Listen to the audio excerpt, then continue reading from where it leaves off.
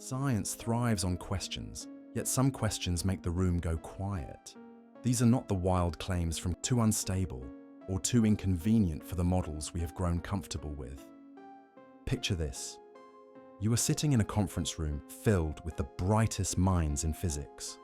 Someone stands up and presents data that suggests our understanding of gravity might be fundamentally wrong. Not tweaked, not refined, but wrong. The room shifts uncomfortably. Careers have been built on the current models. Billions of dollars in research funding depend on them.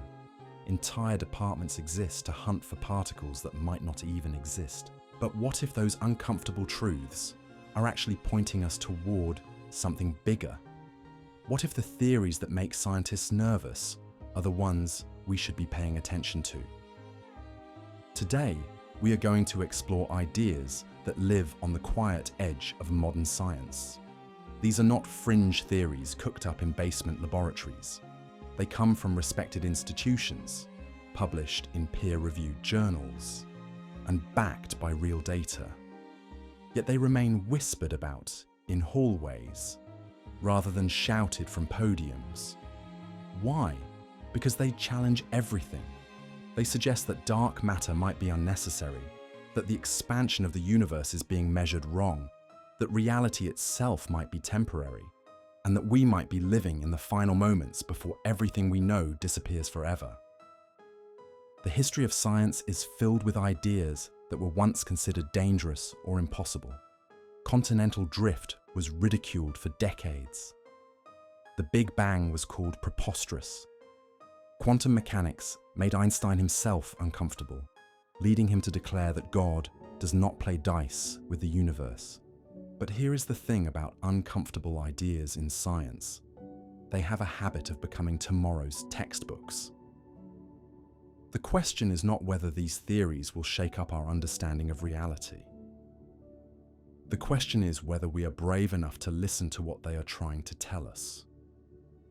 From the laboratories of Oxford to the observatories scanning deep space, from computer simulations modeling the death of universes, to equations that suggest we might not be alone in ways we never imagined, we are about to journey through the most fascinating and frightening possibilities that modern physics has to offer.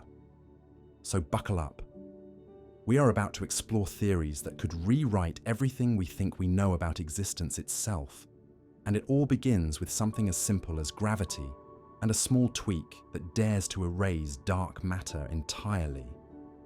The cosmos is not comfortable, and that is exactly why we need to study it.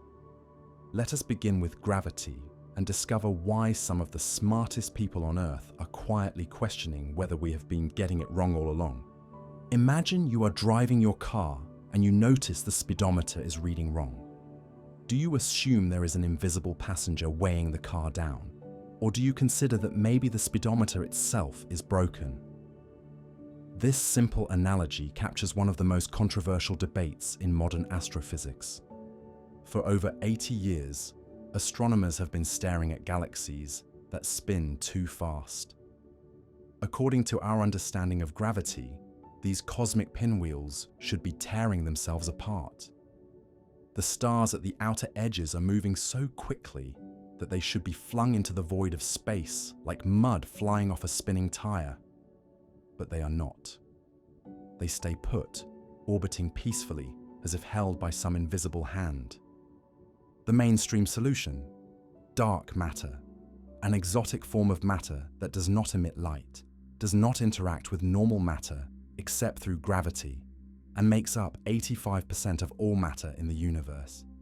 It is a cosmic ghost that we have never directly detected, despite decades of searching and billions of dollars spent on increasingly sophisticated detectors buried deep underground. But in 1983, an Israeli physicist named Mordechai Milgram proposed something radical.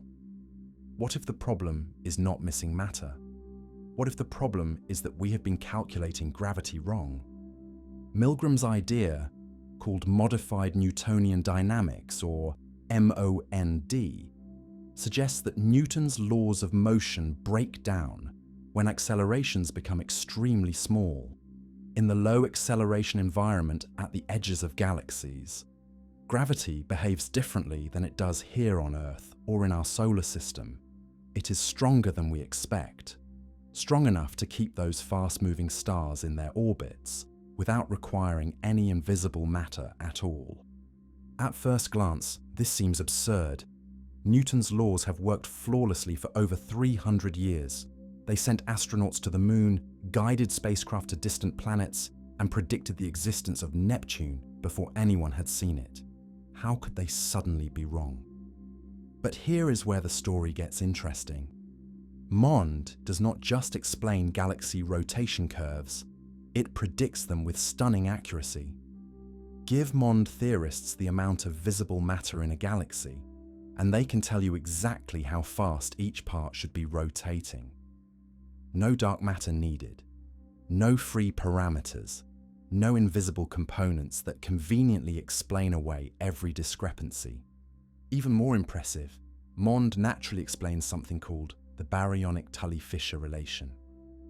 This is an observed relationship between how much normal matter a galaxy contains and how fast it rotates. In the dark matter paradigm, this relationship is a mysterious coincidence.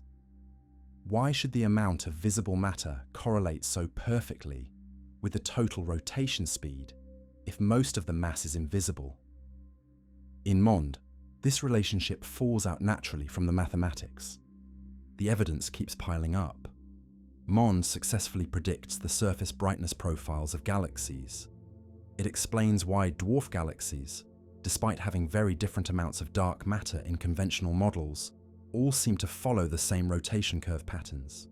It even accounts for some puzzling observations about galaxy clusters, though this requires additional modifications to the theory. Yet walk into any major astronomy department, and you will find that MOND is rarely discussed in polite company. Why? Because acknowledging MOND means acknowledging that our most successful cosmological model, lambda cold dark matter or lambda CDM, might be fundamentally flawed. Lambda CDM is not just a theory, it is an entire industry. Thousands of researchers have built their careers on dark matter simulations. Massive particle accelerators search for dark matter candidates. Underground detectors wait patiently for dark matter particles to reveal themselves. Space telescopes map the cosmic web that dark matter supposedly creates. If MOND is right, much of this effort has been chasing shadows.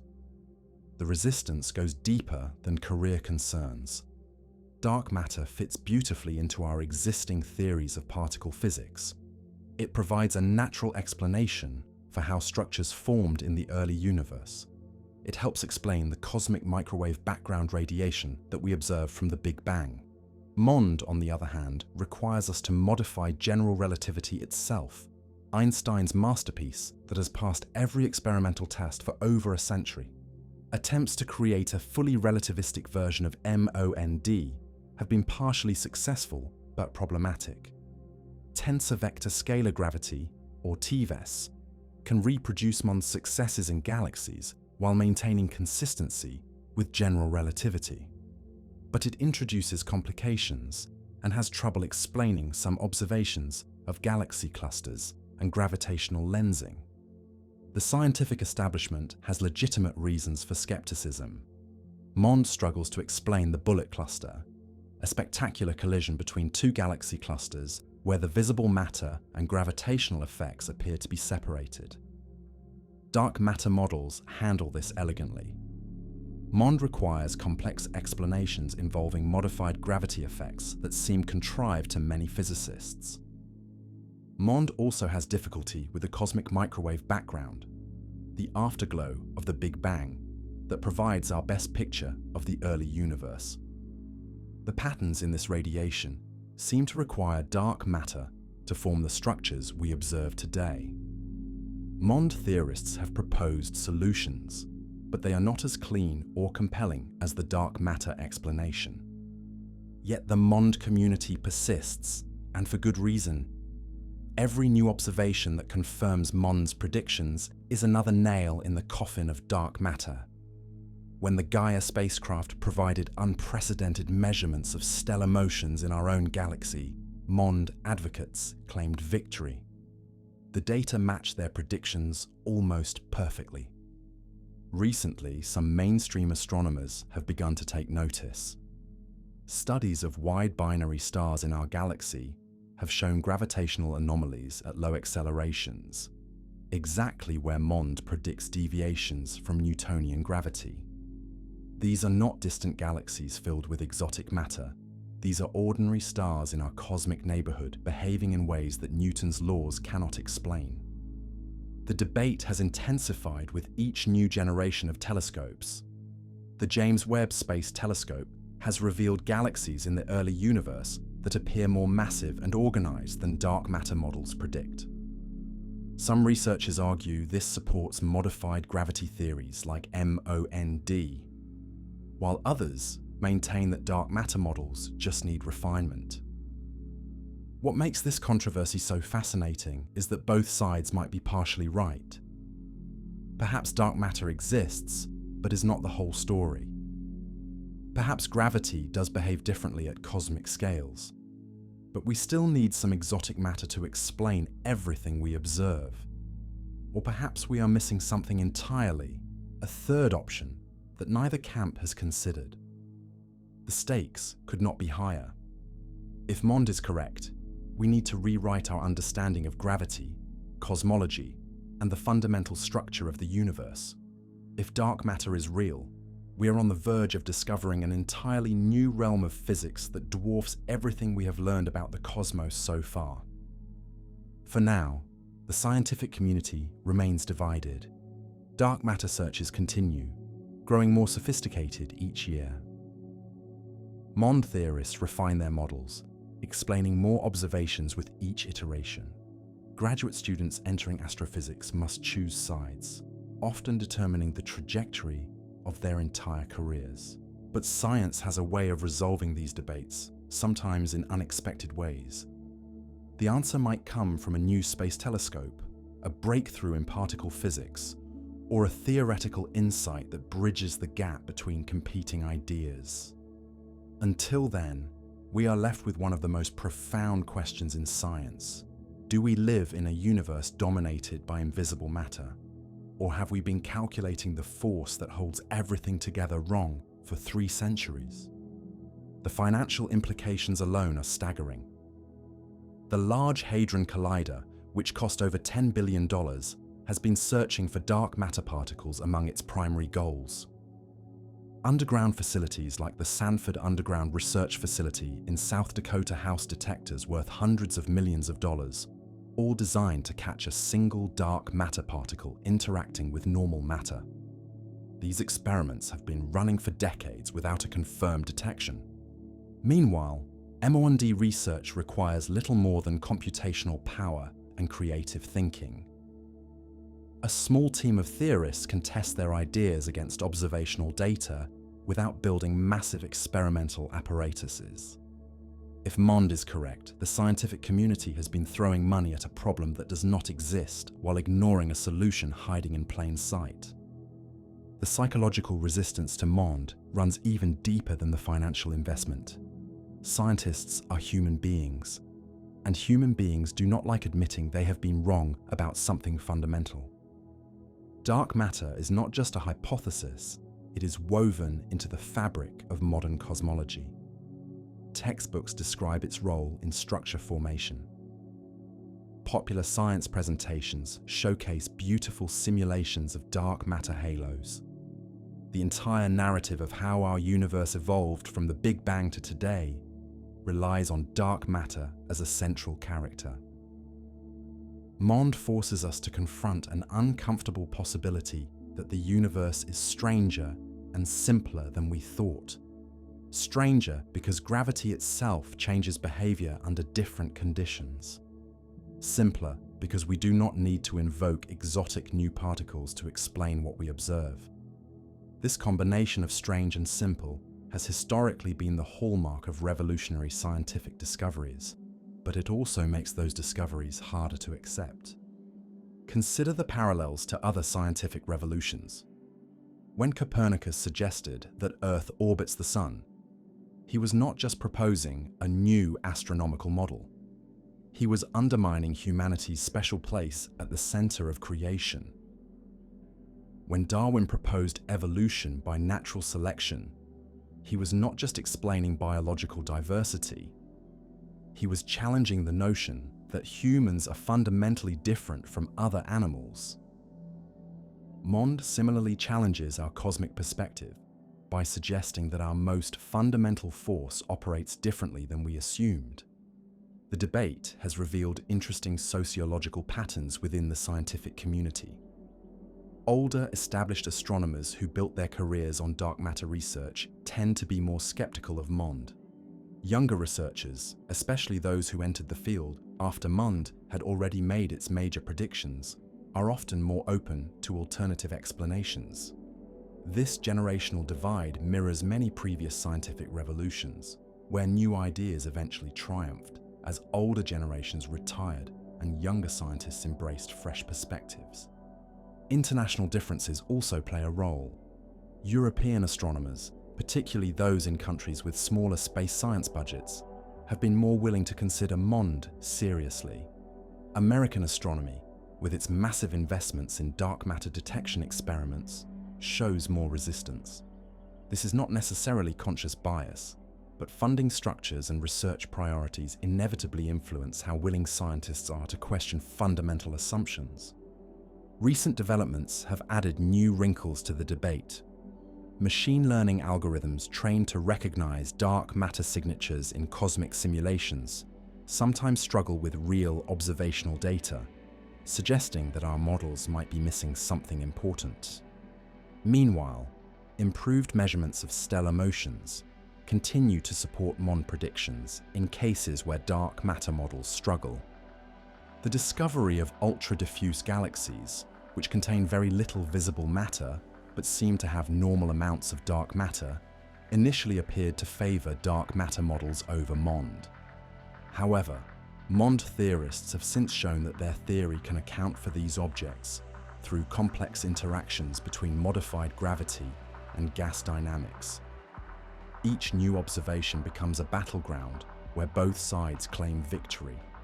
Perhaps most intriguingly, some physicists have begun exploring hybrid approaches that combine elements of both theories. These models suggest that dark matter might exist, but play a smaller role than currently assumed, with modified gravity filling in the gaps. Other researchers investigate whether dark matter might interact with itself in ways that mimic Mond effects, creating a synthesis that preserves the successes of both approaches. The controversy has also sparked innovation in observational techniques. New methods for measuring stellar accelerations, gravitational lensing effects, and galaxy rotation curves are being developed specifically to distinguish between Mond and dark matter predictions. The next generation of space telescopes and ground-based observatories will provide unprecedented precision in these measurements, potentially resolving the debate once and for all. But resolution might come from an unexpected direction. Some theorists speculate that quantum effects in gravity, currently beyond our ability to detect, might explain both dark matter observations and Mond phenomena. Others suggest that our understanding of space and time itself might need revision, making both dark matter and Mond approximations of a deeper truth. The implications extend far beyond academic disputes. If our understanding of gravity is incomplete, what else might we be missing? If the majority of matter in the universe is something we have never detected, what does that say about our place in the cosmic order? And if decades of expensive experiments have been searching for particles that do not exist, how do we rebuild trust in the scientific process? These questions bring us to our next mystery, one that suggests our entire picture of cosmic expansion might be built on shaky ground. But dark matter is not the only pillar of modern cosmology showing cracks under scrutiny. Picture two teams of the world's most brilliant astronomers, each armed with the most sophisticated instruments humanity has ever built. Both teams are trying to measure the same thing, the rate at which our universe is expanding. Both teams are confident in their methods. Both teams have checked and double-checked their calculations. And both teams are getting completely different answers. This is not a minor disagreement about decimal places. This is a fundamental crisis that threatens our understanding of cosmic evolution, dark energy, and the fate of everything that exists. Welcome to the Hubble tension, perhaps the most important scientific controversy you have never heard of. To understand why this matters, we need to go back to the 1920s, when Edwin Hubble made one of the most revolutionary discoveries in human history. By studying distant galaxies, he realized that the universe is not static and eternal as everyone believed. Instead, it is expanding. Every galaxy is moving away from every other galaxy, like raisins in rising bread dough. The speed of this expansion is captured in a number called the Hubble constant, usually written as h0. This single number tells us how fast the universe is growing and, by running the cosmic clock backward, how old the universe is. It is one of the most fundamental measurements in all of cosmology. For decades, measuring the Hubble constant was frustratingly difficult. Early estimates ranged wildly from 30 to 100 kilometers per second per megaparsec. That uncertainty meant we did not know if the universe was 10 billion years old or 30 billion years old. It was like trying to plan your retirement without knowing whether you are 20 or 60 years old. By the early 2000s, astronomers thought they had finally nailed it down. Advanced space telescopes and clever measurement techniques were converging on a value around 70 kilometers per second per megaparsec. The universe appeared to be about 13.8 billion years old, which fit nicely with the ages of the oldest stars. Everything seemed to be falling into place. Then the precision got better and the problems began. On one side, we have measurements from the early universe. The Planck satellite spent years mapping the cosmic microwave background, the afterglow of the Big Bang itself. This radiation carries a detailed imprint of what the universe looked like when it was only 380,000 years old, a cosmic baby picture preserved in exquisite detail. By analyzing the patterns in this ancient light, cosmologists can calculate exactly how the universe should have evolved from then until now. Their models, based on our best understanding of physics, predict that the Hubble constant should be about 67.4 kilometers per second per megaparsec. This measurement is incredibly precise, with an uncertainty of less than 1%. On the other side, we have measurements from the local universe. Teams led by Nobel Prize winner Adam Rees used the Hubble Space Telescope to study special stars called Cepheid variables. These stars pulse with a brightness that depends on their intrinsic luminosity, making them cosmic lighthouses, whose distances we can calculate precisely. By measuring Cepheids in nearby galaxies, astronomers create a distance ladder that extends out to supernovae, stellar explosions so bright they can be seen across billions of light years. This painstaking process, refined over decades, gives a Hubble constant of about 73 kilometers per second per megaparsec, also with an uncertainty of less than 1%. The difference might seem small, but in science, small differences can have enormous implications. These two measurements disagree by nearly 9%, and both teams are confident their methods are correct. In statistical terms, this disagreement has reached 5 sigma significance, the gold standard for claiming a real discovery in physics. So what is going on? Are we making a systematic error somewhere, or is the universe trying to tell us something profound? The first possibility is that one or both measurements contain hidden biases. Maybe the Cepheid distance scale is contaminated by dust that dims starlight in unexpected ways. Maybe the cosmic microwave background analysis relies on assumptions about dark matter or dark energy that are not quite right. Both teams have spent years hunting for such errors, checking and cross-checking their work with independent methods. The Cepheid team has confirmed their results using other types of variable stars, surface brightness fluctuations in galaxies, and even gravitational lensing. The Cosmic Microwave Background team has verified their findings using different satellites and analysis techniques. If there are systematic errors, they are remarkably well hidden. The second possibility is far more exciting and terrifying. Maybe both measurements are correct, and the universe is not what we think it is.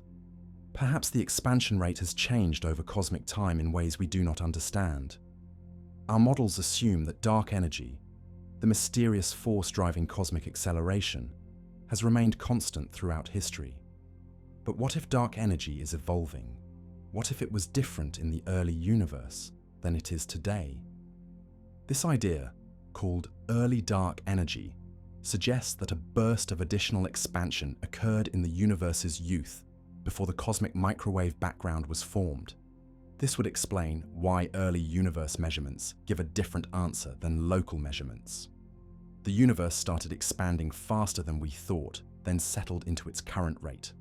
But early dark energy comes with its own problems.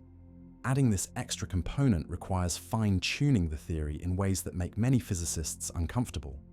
It is like fixing a leaky roof by building a completely new house, technically possible, but suspiciously complicated. Another possibility involves extra neutrinos. These ghostly particles barely interact with matter, making them incredibly difficult to detect.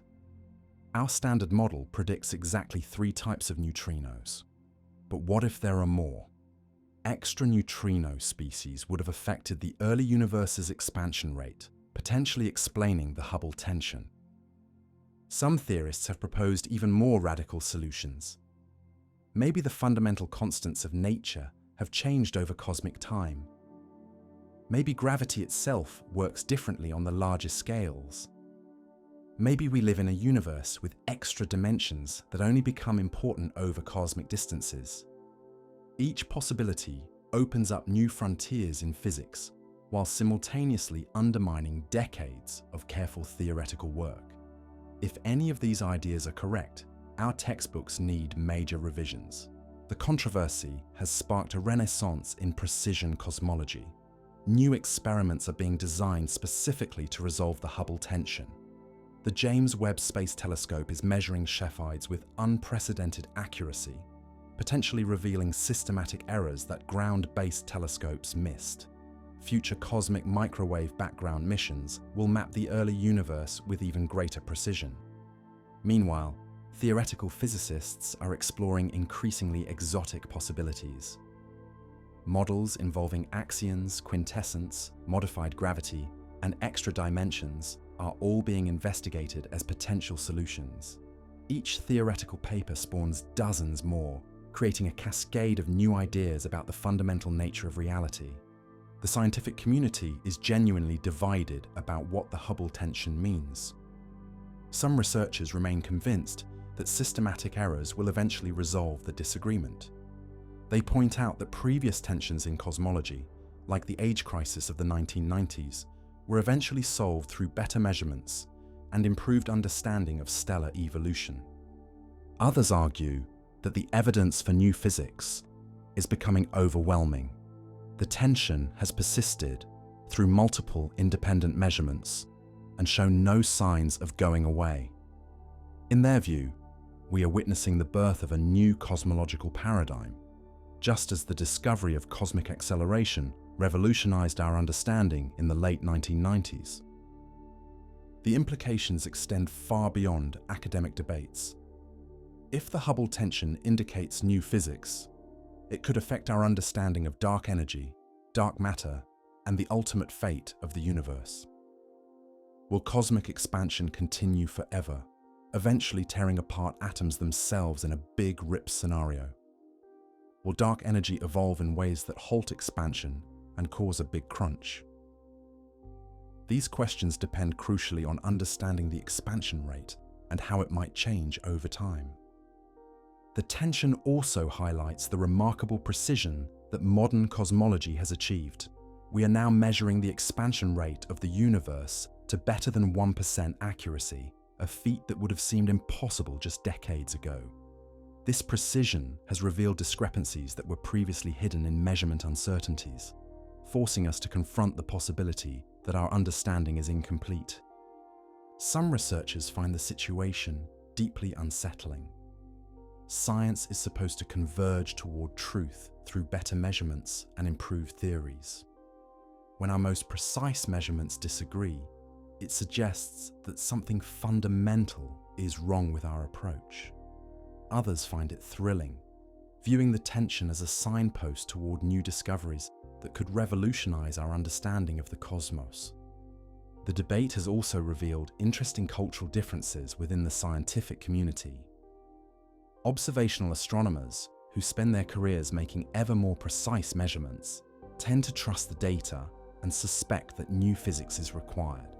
Theoretical cosmologists, who have invested decades in developing the standard model of cosmology, are more inclined to believe that systematic errors will eventually resolve the tension. Recent developments have added new dimensions to the controversy. Some studies claim that the tension disappears when alternative statistical methods are used or when certain datasets are excluded. Others argue that independent measurements using gravitational waves, surface brightness fluctuations, and tip of the red giant branch stars all support the higher value of the Hubble constant. The situation is further complicated by the fact that resolving the tension might require abandoning some of our most cherished theoretical frameworks. The standard model of cosmology, lambda CDM, has been remarkably successful in explaining a vast range of observations. If the Hubble tension indicates that this model is wrong, we need to understand what should replace it. As measurements become more precise and theoretical models more sophisticated, the Hubble tension shows no signs of going away. If anything, it is becoming more pronounced as systematic errors are identified and corrected. We may be approaching a point where the scientific community must accept that our current paradigm is incomplete. But the Hubble tension is not the only crack appearing in the foundation of modern cosmology. Deep space observations are revealing other puzzles that challenge our understanding of cosmic evolution. And some of these puzzles suggest that the universe itself might be moving in ways that should be impossible, pulled by forces from beyond the edge of everything we can see. Imagine standing on the deck of a ship in the middle of the ocean. The horizon stretches endlessly in every direction, but you notice something strange. Despite the calm seas around you, every piece of debris, every floating object, every wave is moving in the same direction. Something beyond your sight, beyond the edge of your world, is pulling everything toward it with invisible force. This is exactly what astronomers discovered when they looked at the largest structures in our universe. Galaxy clusters, each containing thousands of galaxies and trillions of stars, are all streaming in the same direction at incredible speeds. They are being pulled by something that lies beyond the edge of the observable universe, something that should not exist according to our understanding of cosmology. This phenomenon has a name that sounds like it belongs in science fiction: dark flow. And it might be the most profound discovery in modern astronomy, if it is real. To understand why dark flow is so shocking, we need to understand what the universe should look like on the largest scales. According to the cosmological principle, one of the fundamental assumptions of modern cosmology, the universe should appear roughly the same in all directions when viewed from any location. This does not mean everything is identical, but rather that there should be no special directions or preferred flows on cosmic scales. This principle is not just philosophical, it is backed up by observations of the cosmic microwave background, which shows tiny temperature variations, but no large-scale patterns or flows. The early universe appears to have been remarkably uniform, with only small density fluctuations that eventually grew into the galaxies and clusters we see today. If the cosmological principle is correct, then large-scale motions in the universe should be random. Some galaxy clusters might move toward us, others away from us, but there should be no coherent flow in any particular direction. The universe should be like a giant snow globe after shaking, with particles moving in all directions without any overall pattern. But that is not What Alexander Kashlinsky and his team found when they began studying the motions of galaxy clusters in 2008. Using data from the Wilkinson Microwave Anisotropy Probe, or WMAP, they measured the kinetic Sunyaev-Zeldovich effect, a subtle distortion in the cosmic microwave background caused by galaxy clusters moving through space. When a cluster moves toward us, it slightly compresses the background radiation. When it moves away, it stretches the radiation.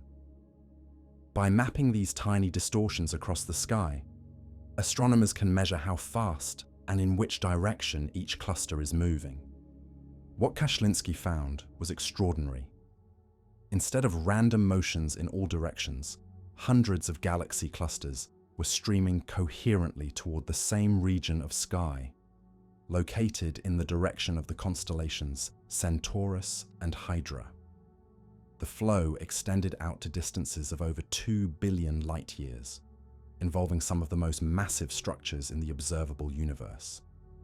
The speed of this motion was equally startling. Galaxy clusters were moving at nearly 1,000 kilometers per second in the same direction, far faster than could be explained by the gravitational pull of any known structures within the observable universe. It was as if someone had grabbed the entire cosmic web and was dragging it sideways. Kashlinsky and his colleagues called this phenomenon dark flow, partly because the source of the attraction remained invisible, and partly as a nod to dark matter and dark energy, the other mysterious components dominating our universe. But unlike dark matter and dark energy, dark flow suggested something even more radical: the existence of structures or forces beyond the boundary of what we can observe. The implications were staggering. If dark flow is real, it means our observable universe is just a small part of a much larger cosmos. The structures pulling on our galaxy clusters lie beyond the cosmic horizon, in regions so distant that light from them has not had time to reach us since the Big Bang. We are seeing the gravitational effects of a universe that extends far beyond everything we can directly observe. This possibility opens up mind-bending scenarios. Maybe our observable universe sits at the edge of an enormous cosmic structure, a supercluster of superclusters that dwarfs anything we have imagined. Maybe we are falling toward a massive concentration of dark matter that lies beyond our cosmic horizon. Or maybe, most provocatively, we are being influenced by another universe entirely, a parallel cosmos that exists beyond our own Big Bang bubble. The multiverse interpretation of dark flow is particularly tantalizing. In theories of eternal inflation, our Big Bang was just one of countless cosmic explosions occurring throughout a vast multiverse. Each universe would be surrounded by a horizon beyond which we cannot see, but gravitational effects might still reach across these boundaries. Dark flow could be the first observational evidence that other universes exist. But extraordinary claims require extraordinary evidence, and dark flow has faced intense scrutiny from the astronomical community. The effect is subtle, requiring careful statistical analysis to distinguish from random noise and systematic errors. Critics argued that the signal might be caused by foreground contamination, instrumental effects, or biases in the data analysis. The controversy intensified when the European Space Agency's Planck satellite, a more advanced successor to WMAP, failed to confirm the dark flow detection. Planck's higher resolution and improved sensitivity should have made the effect easier to see. But instead, the new data showed no evidence of coherent, large-scale flows. The dark flow signal seemed to have vanished. This created a heated debate within the astronomical community. Kashlinsky and his supporters argued that differences in methodology and data processing could explain why Planck did not see the effect. They pointed out that Planck used different frequency bands and analysis techniques, potentially missing the subtle signatures that WMAP had detected. The dark flow team refined their analysis, claiming that the signal was still present in the data when properly analyzed. Planck team members countered that their more sophisticated analysis techniques and better data quality made their non-detection definitive. They argued that the original dark flow detection was likely a statistical fluke or systematic error that disappeared under more careful scrutiny. The scientific literature filled with papers arguing both sides, each claiming that their analysis was correct and their opponents had made crucial mistakes. The debate revealed deeper tensions about how science should be conducted in the era of big data astronomy. With datasets containing millions of measurements and dozens of analysis choices, it becomes easy to find apparent signals that disappear under different analytical approaches. The challenge is distinguishing real discoveries from statistical fluctuations and systematic biases.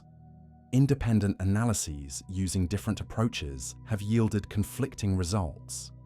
Some studies claim to see evidence of dark flow in X-ray observations of galaxy clusters.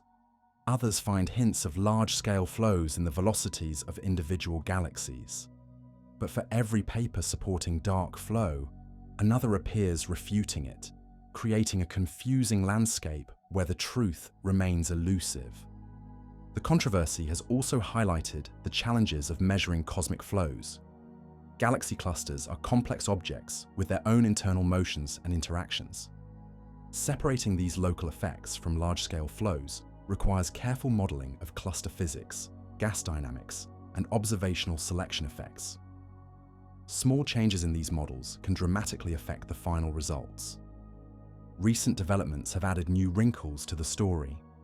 Some researchers have proposed that dark flow might be time-dependent, changing as the universe expands and evolves. This could explain why different observations, separated by years or decades, yield different results. If the source of the attraction is itself evolving, the flow pattern might change in ways we are only beginning to understand. Others have suggested that dark flow might be related to other anomalies in cosmological observations. The cold spot, a mysterious region of unusually cool temperature in the cosmic microwave background, sits roughly in the direction of the proposed dark flow. Some theorists speculate that both phenomena might be caused by the same underlying physics, perhaps involving exotic forms of dark energy or modifications to general relativity. The search for dark flow has also driven technological innovations in observational astronomy. New techniques for measuring cluster motions, improved methods for removing foreground contamination, and sophisticated statistical approaches for analyzing large datasets have all emerged from this controversy. Even if dark flow itself proves to be illusory, the search has advanced our capabilities for studying cosmic structure and evolution. The debate has philosophical implications that extend far beyond technical arguments about data analysis. If dark flow is real, it suggests that our universe is embedded in a larger structure that we can never directly observe. This would be a profound shift in perspective, comparable to the realization that our solar system is just one of many in the galaxy, or that our galaxy is just one of many in the universe. The possibility of influences from beyond the observable universe challenges our understanding of causality and cosmic evolution. How can structures that we can never see affect the motion of objects in our local cosmic neighborhood? What does it mean for cosmology if the initial conditions of our universe were set by processes occurring in regions forever beyond our observational reach? Some physicists find these implications deeply troubling. Science has always been about understanding the universe through observation and measurement. If dark flow is real, it suggests that crucial aspects of cosmic evolution are determined by factors we can never directly study. This would represent a fundamental limitation on scientific knowledge, a boundary beyond which empirical investigation cannot proceed.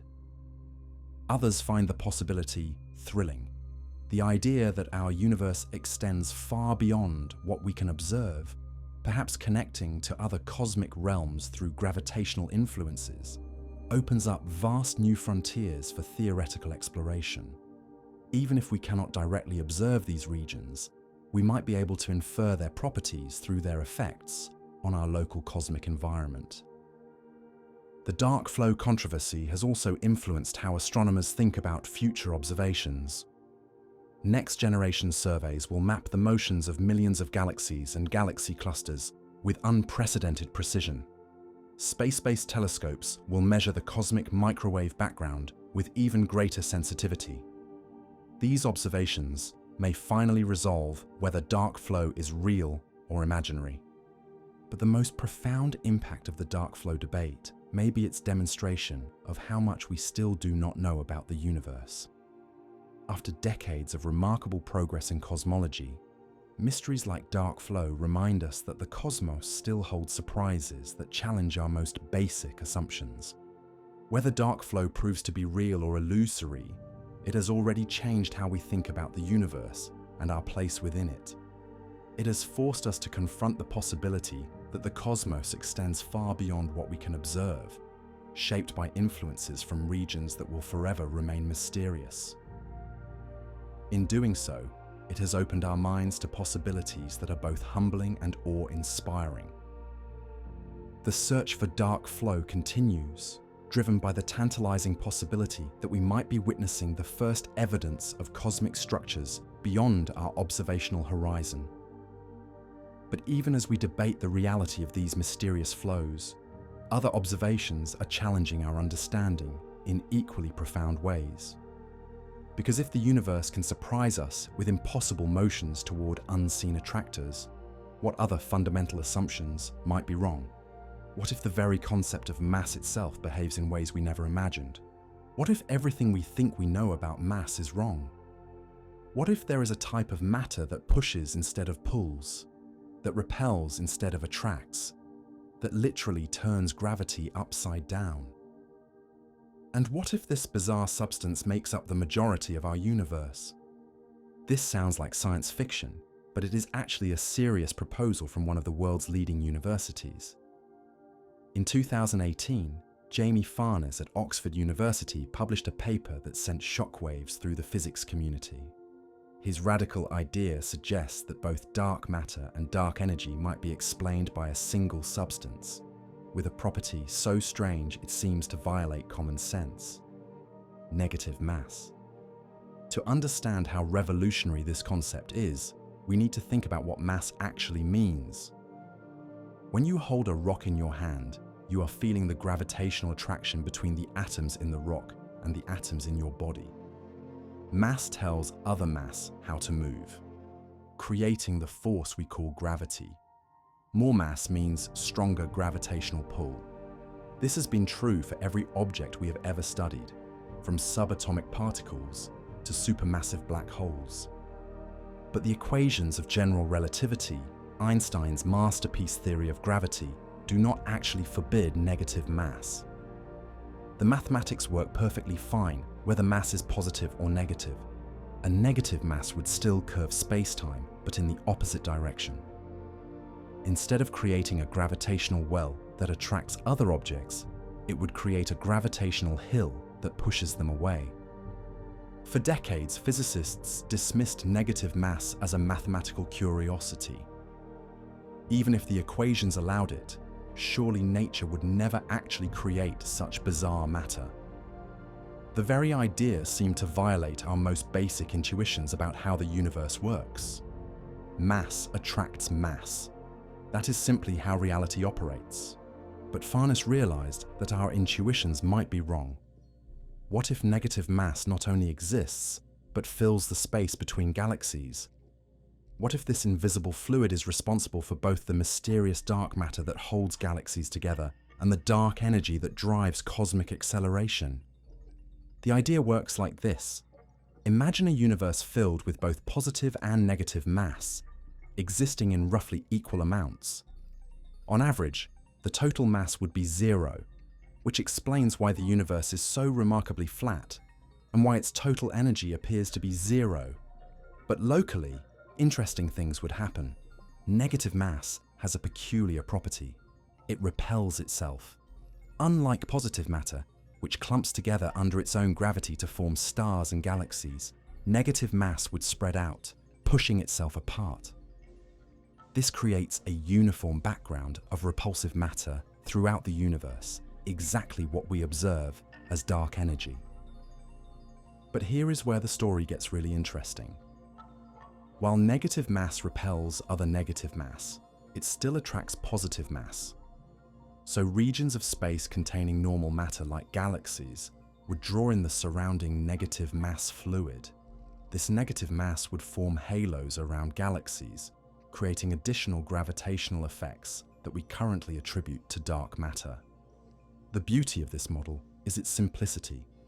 Instead of requiring two separate mysterious substances to explain dark matter and dark energy, Farnes proposes just one. A continuous creation of negative mass throughout space would drive cosmic acceleration while simultaneously providing the extra gravitational effects we observe around galaxies. The proposal immediately faced intense skepticism from the physics community. Negative mass creates paradoxes that have troubled physicists for decades. Imagine placing a positive mass and a negative mass near each other. The positive mass would be attracted to the negative mass and start moving toward it. But the negative mass would be repelled by the positive mass and start moving away from it. The result is perpetual motion. The negative mass runs away while being chased by the positive mass, accelerating forever without any energy input. This appears to violate conservation of energy, one of the most fundamental principles in physics. If you could create unlimited kinetic energy from nothing, you could build perpetual motion machines and violate the laws of thermodynamics. Most physicists consider this reason enough to reject negative mass entirely. But Farnes argues that these paradoxes might be resolved by more careful analysis of general relativity. In Einstein's theory, mass and energy are equivalent, and both positive and negative contributions must be considered. When you account for the gravitational field energy properly, the apparent violations of conservation laws might disappear. The proposal also faces observational challenges. If negative mass exists throughout the universe, we should be able to detect its gravitational effects directly.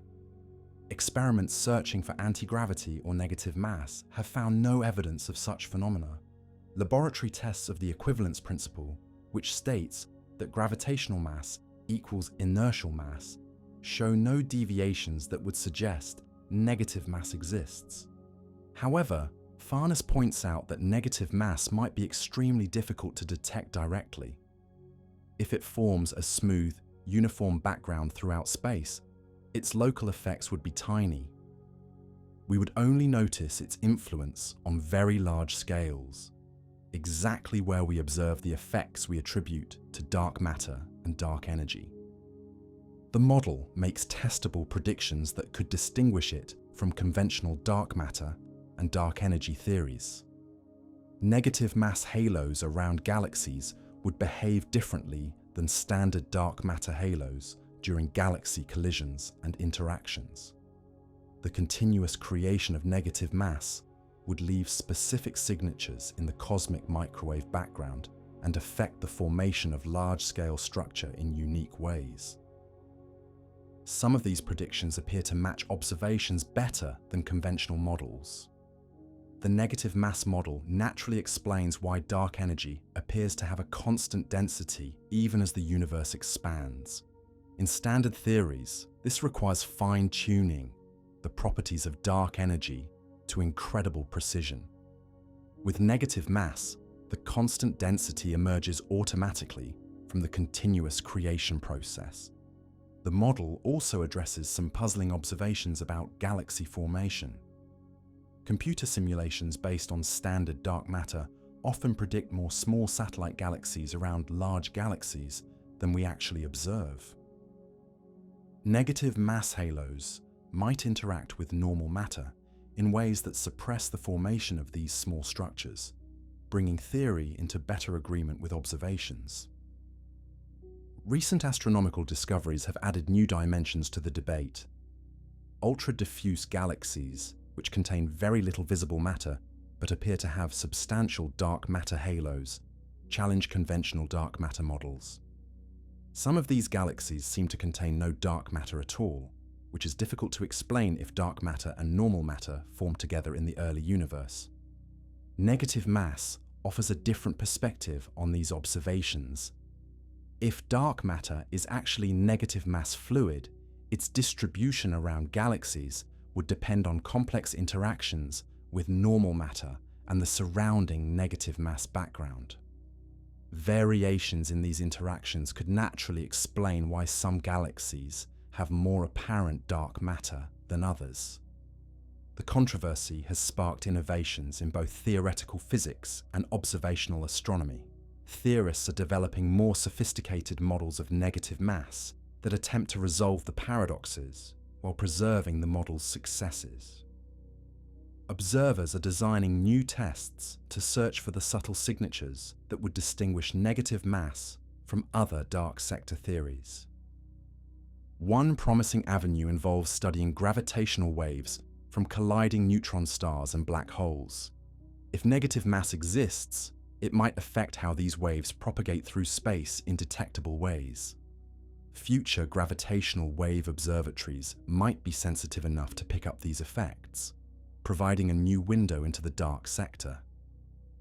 The debate has also revealed philosophical tensions within the physics community about what constitutes acceptable theoretical speculation. Some physicists argue that negative mass should be taken seriously because it is allowed by our best theories, even if it leads to counterintuitive consequences. Others maintain that theories violating basic physical intuitions should be rejected unless supported by overwhelming observational evidence. The negative mass hypothesis has implications that extend far beyond cosmology. If negative mass exists, it might be possible to harness it for revolutionary technologies. Anti-gravity propulsion, unlimited energy generation, and faster-than-light travel might become possible with sufficient understanding of negative mass physics. But these possibilities also highlight the dangers of premature speculation. The history of physics is littered with theoretical proposals that seemed promising but ultimately proved incorrect. Cold fusion, faster-than-light neutrinos, and numerous other claimed discoveries have been debunked after initial excitement. The negative mass hypothesis might follow the same path. Yet the idea continues to attract attention because it addresses real problems in cosmology with remarkable elegance. The standard model of cosmology requires two mysterious components, dark matter and dark energy, that together comprise 95% of the universe, but have never been directly detected. Any theory that can explain both with a single mechanism deserves serious consideration. The search for evidence continues through multiple approaches. Particle physicists are designing experiments to look for negative mass particles in high-energy collisions. Astronomers are analyzing galaxy surveys for signatures of negative mass halos. Gravitational wave detectors are becoming sensitive enough to test predictions about how negative mass affects space-time. The controversy has also influenced how physicists think about the foundations of general relativity. Einstein's equations allow negative mass solutions, but do the physical principles underlying the theory actually require negative mass to exist? Or might there be additional constraints that forbid such exotic matter while preserving the theory's other successes? Some researchers have proposed modified theories of gravity that naturally incorporate negative mass-like effects without requiring actual negative mass particles. These theories attempt to capture the observational successes of the negative mass model while avoiding its conceptual difficulties. Others argue that embracing negative mass might lead to new insights about the nature of space-time and matter. The debate reflects a deeper tension in modern physics between mathematical elegance and physical intuition. General relativity is mathematically beautiful partly because it treats positive and negative mass symmetrically. But our physical intuition, shaped by everyday experience with positive mass objects, rebels against the idea that mass can be negative. This tension has appeared throughout the history of physics. Quantum mechanics seemed absurd to many early physicists because it violated classical intuitions about reality. Complex numbers were rejected by mathematicians for centuries because negative square roots seemed meaningless. Yet both concepts proved essential for describing nature accurately. Whether negative mass will join this list of initially counterintuitive but ultimately correct ideas remains to be seen. The scientific process is designed to resolve such questions through careful observation and experimentation.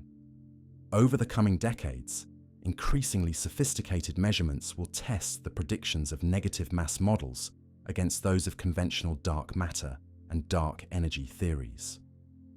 But regardless of whether negative mass proves real or imaginary, the hypothesis has already served an important purpose. It has forced physicists to question basic assumptions about mass, gravity, and the nature of the universe. It has sparked new theoretical developments and observational strategies that will advance our understanding regardless of the final verdict. The story of negative mass also illustrates how scientific progress often comes from taking seriously the mathematical implications of our best theories. Even when those implications seem absurd, science advances not just through new observations, but through new ways of thinking about old observations. As we continue to probe the mysteries of dark matter and dark energy, ideas like negative mass remind us that the universe might be far stranger than our limited experience suggests. The cosmos has surprised us before with phenomena like black holes, quantum tunneling, and cosmic acceleration that seemed impossible until they were discovered. Perhaps negative mass will prove to be another such surprise, a fundamental aspect of reality hiding in plain sight. Or perhaps it will join the long list of beautiful ideas that nature ultimately rejected. Either way, the search for truth continues, pushing the boundaries of human knowledge into ever more exotic territories. But even as we debate whether mass itself can be negative, other theories suggest that reality faces an even more fundamental threat. What if the very fabric of existence, the quantum fields that underlie all matter and energy, is inherently unstable? What if our entire universe is balanced on the edge of a catastrophic transition that could erase everything we know in an instant? Imagine you are living in a house built on top of a hill. For your entire life, everything seems stable and secure. You have no reason to doubt that your foundation is solid.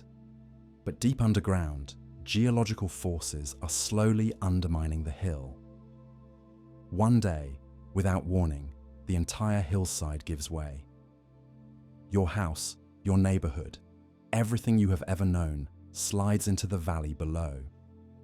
The landscape is permanently transformed, and there is no going back. Now imagine that your house is the entire universe, and the hill is the very fabric of reality itself. This is the terrifying scenario painted by one of the most disturbing theories in modern physics: false vacuum decay. It suggests that everything we know, from atoms to galaxies, from the laws of physics to the structure of space-time, might be balanced precariously on an unstable foundation. And at any moment, without warning, it could all collapse into something utterly different. To understand this cosmic nightmare, we need to dive into the strange world of quantum fields. According to our best theories, empty space is not actually empty. It seethes with invisible energy fields that permeate every cubic centimeter of the universe. These quantum fields determine the properties of particles, the strength of forces, and the basic rules that govern reality. The most important of these fields is called the Higgs field, discovered at the Large Hadron Collider in 2012. The Higgs field gives mass to particles like electrons and quarks, making atoms, and therefore matter itself, possible. Without the Higgs field, particles would be massless and zoom around at the speed of light, unable to bind together into the complex structures we observe. But here is the unsettling part. The Higgs field, like a ball rolling in a landscape of hills and valleys, seeks to minimize its energy by settling into the lowest possible state. We assume it has already found this lowest state, called the true vacuum. But what if we are wrong? What if the Higgs field is stuck in what physicists call a false vacuum? A temporary resting place that feels stable, but is actually perched on the edge of an even deeper energy state. This is not just idle speculation. When physicists measured the mass of the Higgs boson at the Large Hadron Collider, they discovered something deeply troubling. The particle weighs about 125 billion electron volts, a value that places our universe in a precarious position. Combined with the precisely measured mass of the top quark, these numbers suggest that the Higgs field might indeed be trapped in a false vacuum state. The implications are staggering. If the Higgs field is in a false vacuum, then quantum fluctuations could eventually cause it to tunnel to the true vacuum state. This would not happen gradually or gently. It would begin at a single point in space and expand outward at the speed of light, in a spherical bubble of destruction. Inside this bubble, the laws of physics would be completely different. The new vacuum state would have different values for fundamental constants, different particle masses, and different force strengths. Atoms, as we know them, would cease to exist. The electromagnetic force might become stronger or weaker. Gravity could change its behavior. Everything that makes our universe habitable would be erased and replaced with an alien physics.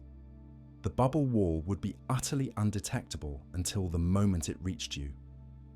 Since it travels at light speed, no warning signal could outrun it. You would continue your normal life, completely unaware of the approaching catastrophe, until the instant the new physics arrived. Then, in less than a trillionth of a second, every atom in your body would be torn apart and reconstituted according to the new rules. But you would not experience this transformation. The new vacuum state might not support the complex chemistry required for life or consciousness. Even if it did, you would be fundamentally changed, no longer the same person or even the same type of being. From your perspective, false vacuum decay would be indistinguishable from complete annihilation. The terrifying aspect of this scenario is its inevitability if the theory is correct. Quantum mechanics tells us that given enough time, any possible transition will eventually occur. If the Higgs field can tunnel to a lower energy state, it eventually will. The only question is when. Physicists have calculated the probability of false vacuum decay occurring in any given volume of space per unit time. The numbers are reassuringly small. In a region the size of our solar system, you would expect to wait far longer than the current age of the universe before seeing a bubble nucleate. The same is true for our galaxy, our local group of galaxies, and even much larger volumes of space. But the universe is vast beyond imagination, containing perhaps 10 to the power of 80 atoms spread across a volume that may be infinite. With so many opportunities for quantum fluctuations, the comforting smallness of the nucleation probability becomes less reassuring. Somewhere in the cosmos, a bubble of true vacuum might already be expanding toward us at light speed. Even more disturbing, the process might accelerate over time. As the universe expands and cools, conditions might become more favorable for vacuum decay. Cosmic rays, high-energy particle collisions, or exotic processes involving black holes might increase the nucleation rate. Future civilizations might even trigger the transition accidentally through advanced physics experiments. Some theorists have speculated about whether false vacuum decay has already occurred in our observable universe. Could the uniformity of the cosmic microwave background be evidence of a previous vacuum transition that reset the universe to a more stable state? Might the mysterious dark energy driving cosmic acceleration be a sign that we are currently living through a slow vacuum decay process? These ideas push the boundaries of speculation, but they highlight how little we understand about the quantum structure of empty space. The Higgs field might be just one of many scalar fields that could undergo vacuum transitions. String theory suggests the existence of hundreds or thousands of such fields, creating a vast landscape of possible vacuum states that the universe could explore. The concept of the multiverse takes on a sinister tone in this context. If eternal inflation continuously creates new universe bubbles, each might have different vacuum states with different physics. Most of these universes might be lifeless wastelands where the fundamental constants do not allow for atoms, stars, or galaxies. We might be living in one of the rare pockets where the physics happens to support complexity and life, at least temporarily. But even our privileged position might not last forever. False vacuum decay could transform our universe into one of those lifeless realms, erasing billions of years of cosmic evolution in an instant.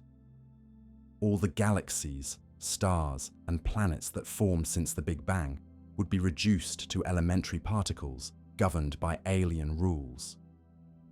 The psychological impact of contemplating false vacuum decay is profound. Unlike other existential risks, such as asteroid impacts or nuclear war, this threat is completely beyond human control or prevention. We cannot build shelters, develop countermeasures, or evacuate to safety.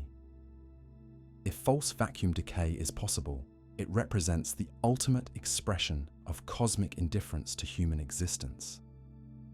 Some philosophers have argued that false vacuum decay makes a mockery of human achievements and aspirations. Why build civilizations, create art, or seek knowledge if everything could be erased without warning? Others maintain that the possibility of annihilation makes our existence more precious, not less. The fact that we are here at all, in a universe stable enough to support life and consciousness, becomes a miracle worth celebrating. The scientific community has responded to false vacuum decay theory with a mixture of fascination and unease. The calculations appear sound, based on our best understanding of quantum field theory and particle physics. But the implications are so disturbing that many physicists hope the theory is wrong or incomplete. One source of hope lies in the uncertainties that plague the calculations. The masses of the Higgs boson and top quark are known to high precision, but not perfectly. Small changes in these values could shift the universe from a false vacuum to a stable one. Future measurements might reveal that we are actually living in the true ground state after all. Another possibility is that new physics beyond the standard model could stabilize the Higgs field. Supersymmetry, extra dimensions, or other theoretical frameworks might provide mechanisms that prevent vacuum decay. The discovery of such physics would not only resolve the false vacuum problem, but also revolutionize our understanding of the universe. Some theorists have proposed that inflation, the rapid expansion that occurred in the early universe, might have already taken care of the problem for us. If the Higgs field was initially in the true vacuum, and inflation stretched this state across the observable universe, we might be permanently protected from vacuum decay. Any regions that might undergo transition would be so far away that their bubbles could never reach us. But these comforting scenarios remain speculative. The hard truth is that we simply do not know enough about the fundamental structure of quantum fields to determine whether false vacuum decay is a real threat or a theoretical artifact. The question can only be resolved through better measurements and deeper theoretical understanding. The search for answers has motivated some of the most ambitious experiments in physics. The Large Hadron Collider continues to measure particle properties with ever greater precision, refining our knowledge of the Higgs field's behavior. Future colliders might probe even deeper into the quantum structure of empty space, revealing whether additional fields or particles could prevent vacuum decay. Gravitational wave detectors offer another window into fundamental physics. If false vacuum decay is occurring somewhere in the universe, the resulting phase transitions might produce detectable gravitational signals. The cosmic microwave background also contains information about the early universe that could reveal evidence of ancient vacuum transitions. But perhaps the most profound impact of false vacuum decay theory is philosophical rather than practical. It forces us to confront the possibility that existence itself is temporary and fragile. The universe that seems so solid and permanent might be balanced on a knife's edge, subject to destruction by processes we barely understand. This realization has implications for how we think about meaning, purpose, and the future of civilization. If everything could end without warning, does it matter what we accomplish? Or does the possibility of annihilation make our brief existence more remarkable and valuable? Different people answer these questions differently, but the mere fact that we must ask them shows how profoundly false vacuum decay has altered our cosmic perspective. We are no longer just worried about the heat death of the universe in trillions of years, or the collision of galaxies in billions of years. We must confront the possibility that everything could end tomorrow, or in the next second, or right. The theory also highlights the strange relationship between human knowledge and cosmic reality. The more we learn about the universe, the more precarious our existence appears.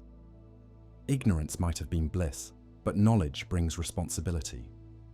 If we understand the threats facing existence, do we have an obligation to try to address them? Some researchers have seriously considered whether advanced civilizations might be able to prevent or mitigate false vacuum decay. Hypothetical technologies for manipulating quantum fields could potentially stabilize dangerous vacuum states or redirect bubble nucleation away from inhabited regions. These ideas venture into the realm of science fiction, but they illustrate humanity's instinctive drive to seek solutions even to seemingly impossible problems. The debate over false vacuum decay also reflects broader tensions in modern physics between theoretical elegance and observational accessibility. The theory emerges naturally from well-established quantum field theory, but its predictions are largely untestable with current technology. We are forced to accept or reject profound implications based primarily on mathematical reasoning rather than experimental evidence. This situation is not unprecedented in physics. General relativity predicted black holes decades before they were observed. Quantum mechanics required acceptance of probability and uncertainty long before technology could probe individual quantum systems. But false vacuum decay pushes this challenge to an extreme, asking us to contemplate the destruction of reality based solely on theoretical calculations. As our understanding of quantum fields continues to evolve, so too will our assessment of the false vacuum threat. New theoretical insights might reveal stabilizing mechanisms we have not yet considered. Experimental discoveries could shift the parameters that determine vacuum stability, or we might confirm that our universe is indeed balanced on the edge of annihilation, living on borrowed time in a cosmos that offers no guarantees of permanence. But even if false vacuum decay proves to be a false alarm, the theory has already changed how we think about existence. It reminds us that the laws of physics themselves might be temporary and contingent rather than eternal and absolute. What seems solid and unchanging might be subject to transformation beyond our imagination or control. The universe has revealed its capacity to surprise us repeatedly throughout the history of science.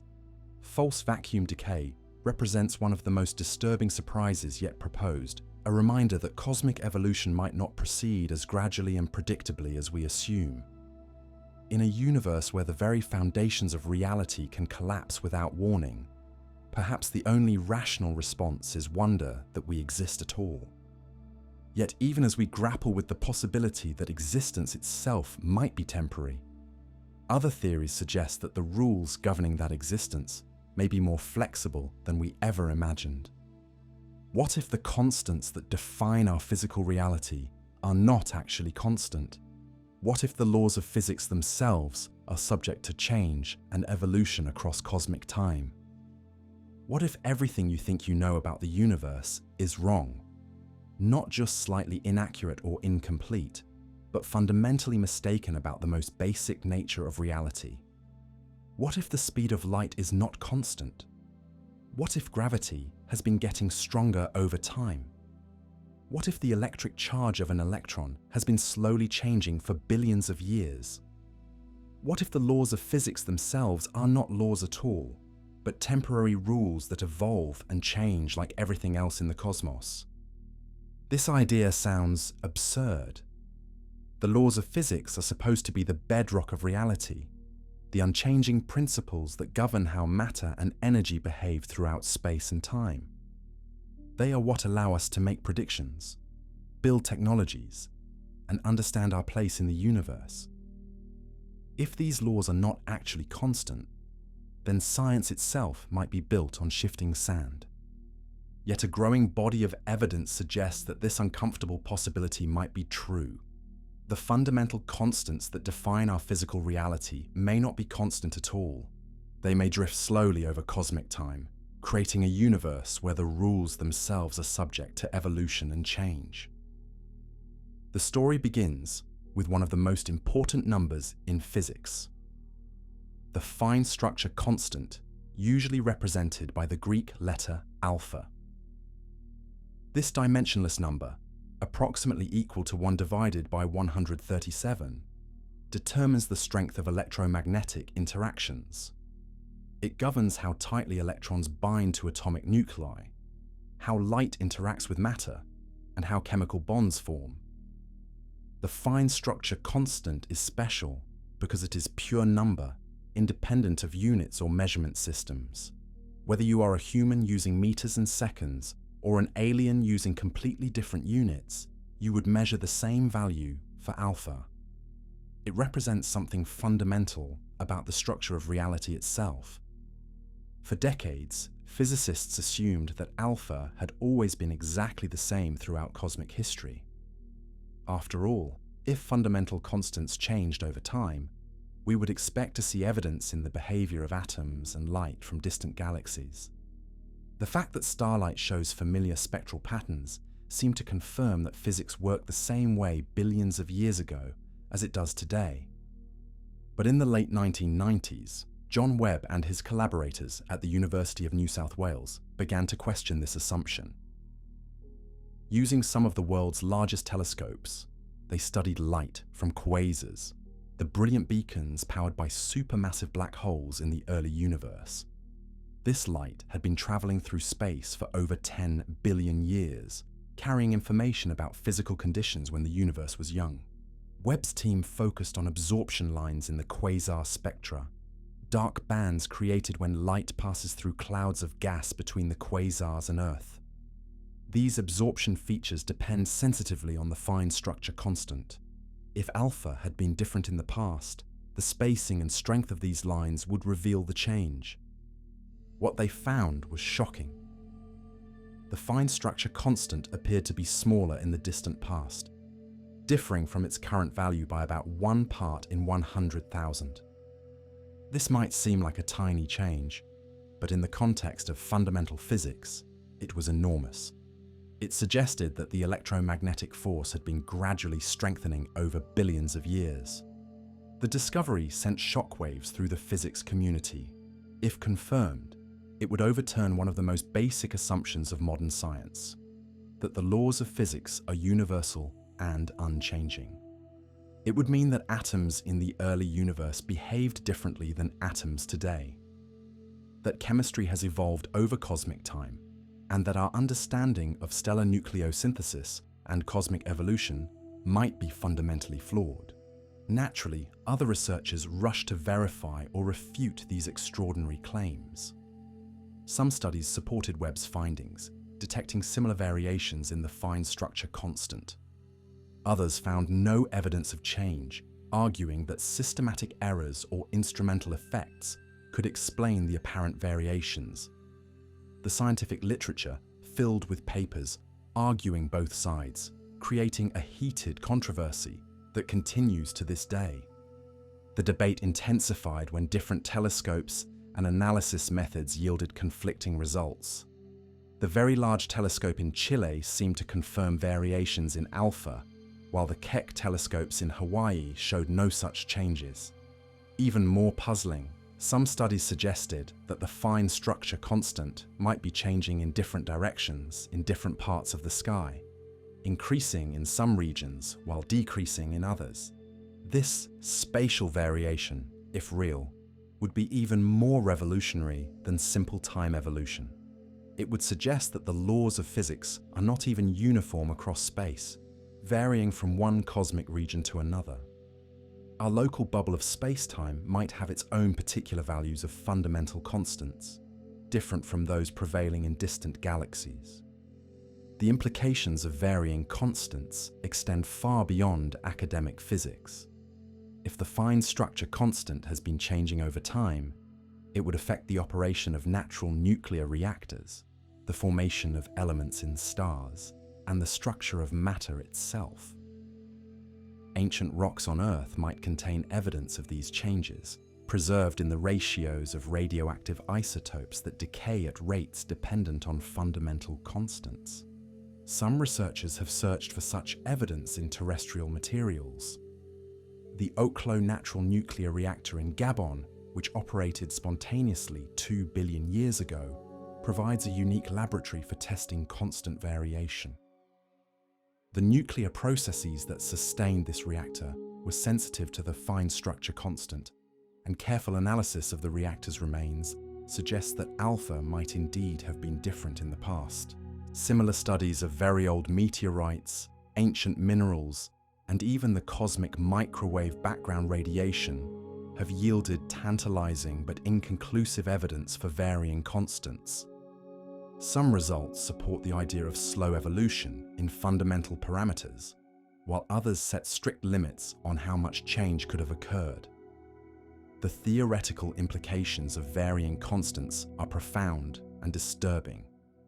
If the fundamental parameters of physics can change, what determines their values at any given time? Are there deeper laws that govern the evolution of the laws we observe? Or are physical constants subject to random fluctuations that could dramatically alter the nature of reality? String theory, our most ambitious attempt to unify all forces and particles, actually predicts that fundamental constants should vary. In string models, our three-dimensional universe is embedded in a higher dimensional space filled with extra dimensions. The apparent constants we measure depend on the size and shape of these extra dimensions, which could evolve over time as the universe expands and changes. This creates a landscape of possible universes, each with different values of fundamental constants. Our universe might be drifting slowly through this landscape, causing the constants we observe to change gradually. From this perspective, what we call laws of physics are really just local conditions in a vast space of possibilities. Other theoretical frameworks also allow for varying constants. Modified theories of gravity often involve scalar fields that can affect the apparent strength of gravitational or electromagnetic interactions. Quantum field theories in curved spacetime can lead to running constants that change as the universe expands.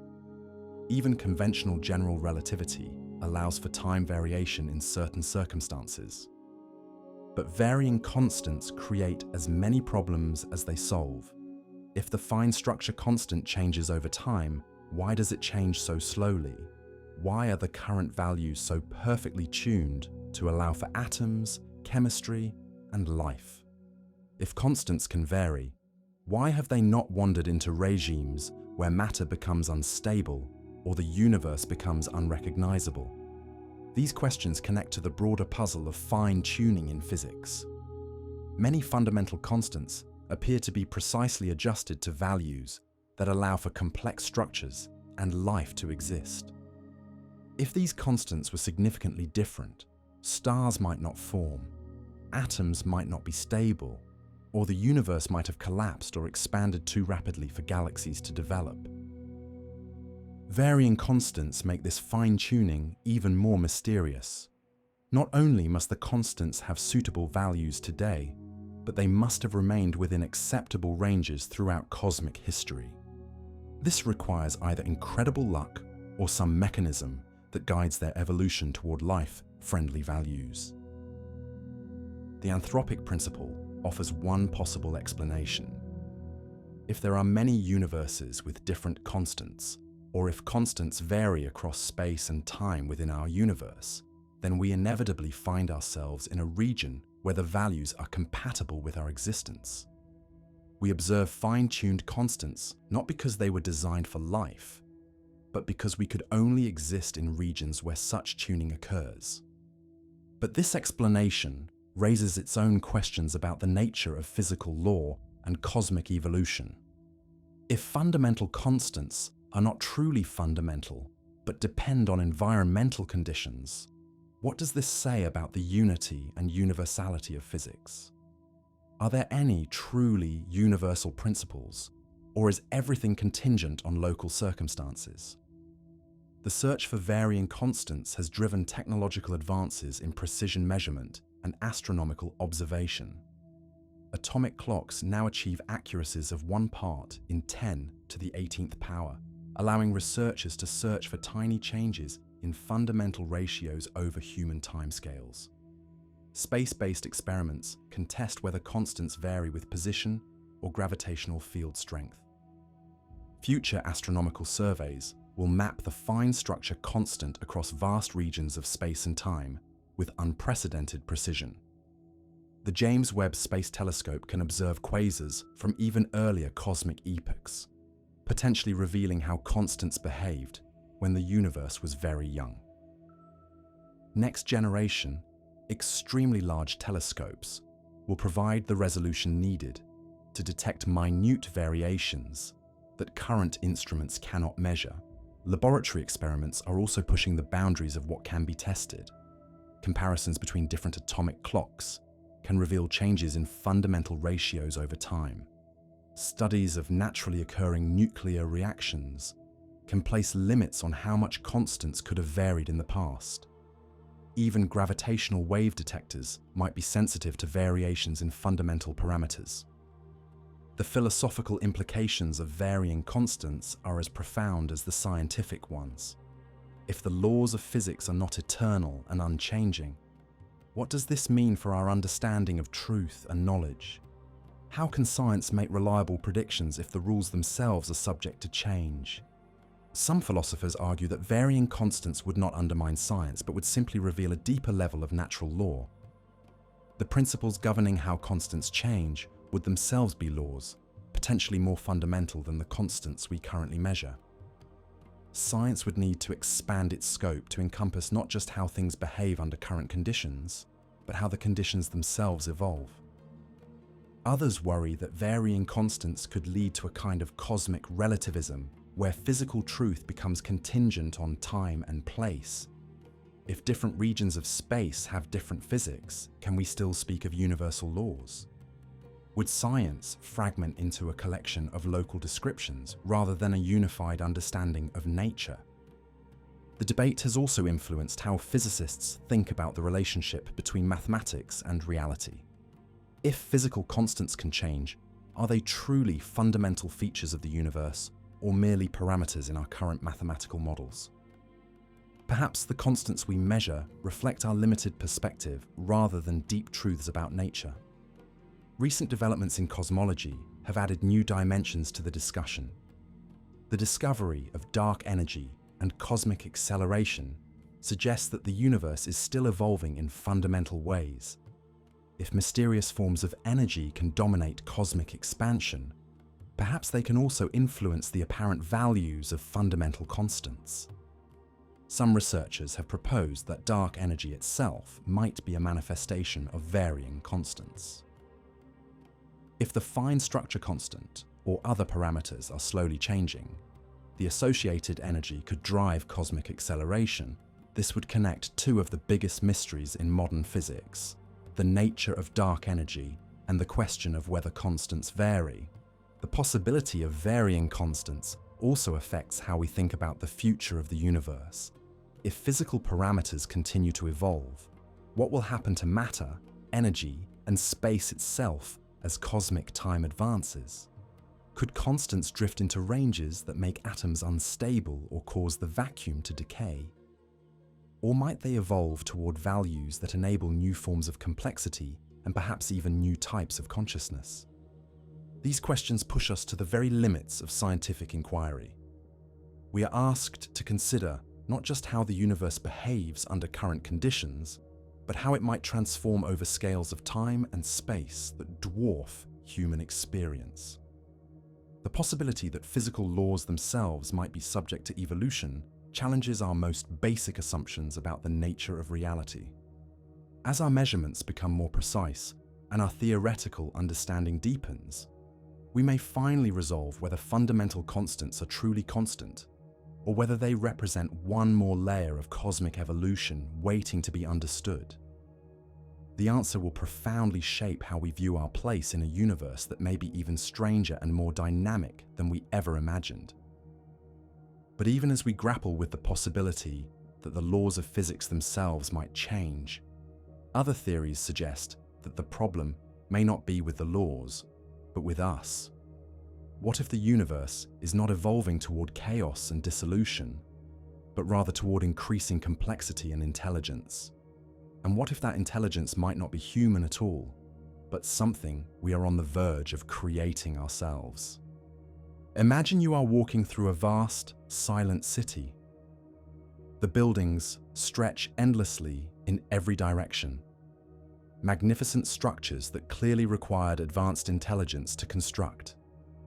But as you explore street after street, you make a chilling discovery. You are completely alone. No voices call out from windows, no lights flicker in the darkness, no signs of life anywhere. The entire metropolis is a tomb, beautiful and empty, waiting for inhabitants who will never return. This haunting image captures one of the most disturbing possibilities in modern science. Our universe may be filled with the remnants of dead civilizations, worlds that once teemed with intelligence and creativity, but now lie cold and lifeless under alien skies. We may be walking through the cosmic equivalent of that empty city, surrounded by the ghosts of 1,000 failed species. This nightmare scenario emerges from one of the most profound puzzles in astronomy, the Fermi paradox. Named after physicist Enrico Fermi, who famously asked, "Where is everybody?" During a lunch conversation in 1950, the paradox confronts us with a simple but troubling question. If the universe is so vast and old, if there are billions of potentially habitable planets, if life had billions of years to evolve and spread, then where are all the aliens? The numbers suggest we should not be alone. Our galaxy contains over 100 billion stars, many with planetary systems.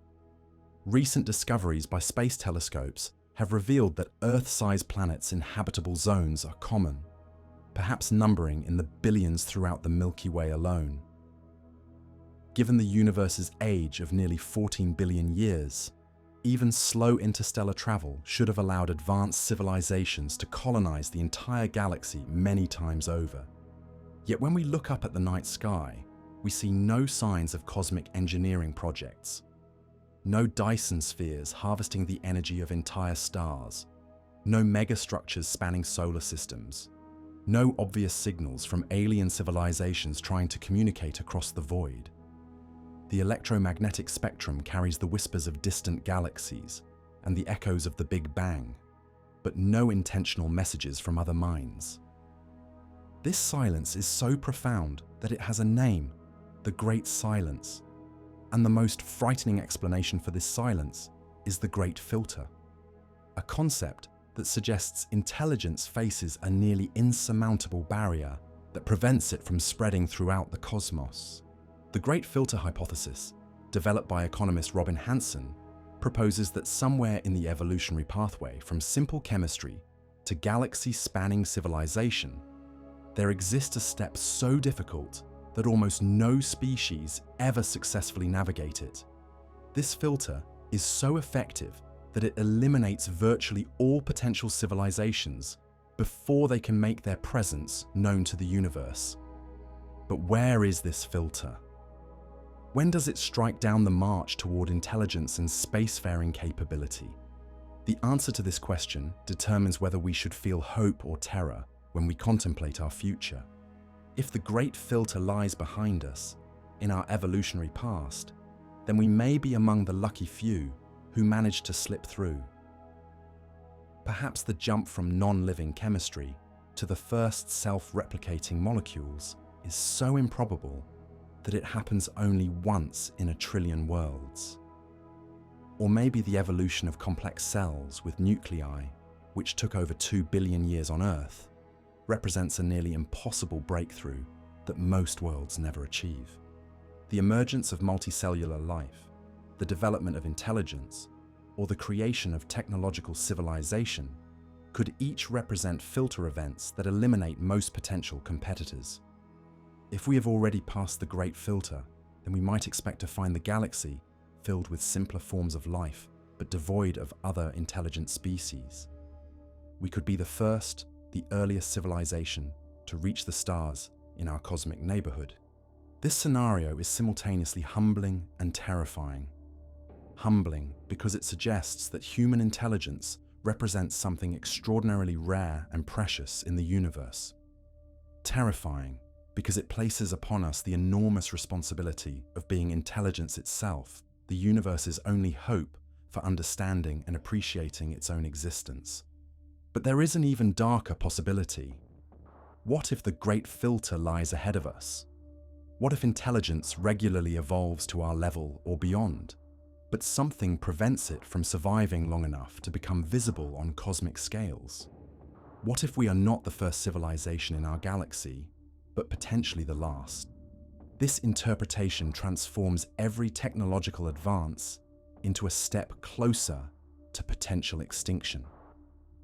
The development of nuclear weapons, the creation of artificial intelligence, the manipulation of genetic codes, or the possibility of triggering vacuum decay through high-energy physics experiments could all represent fatal filters that await us in our future. The evidence for a future filter is disturbing when viewed from this perspective.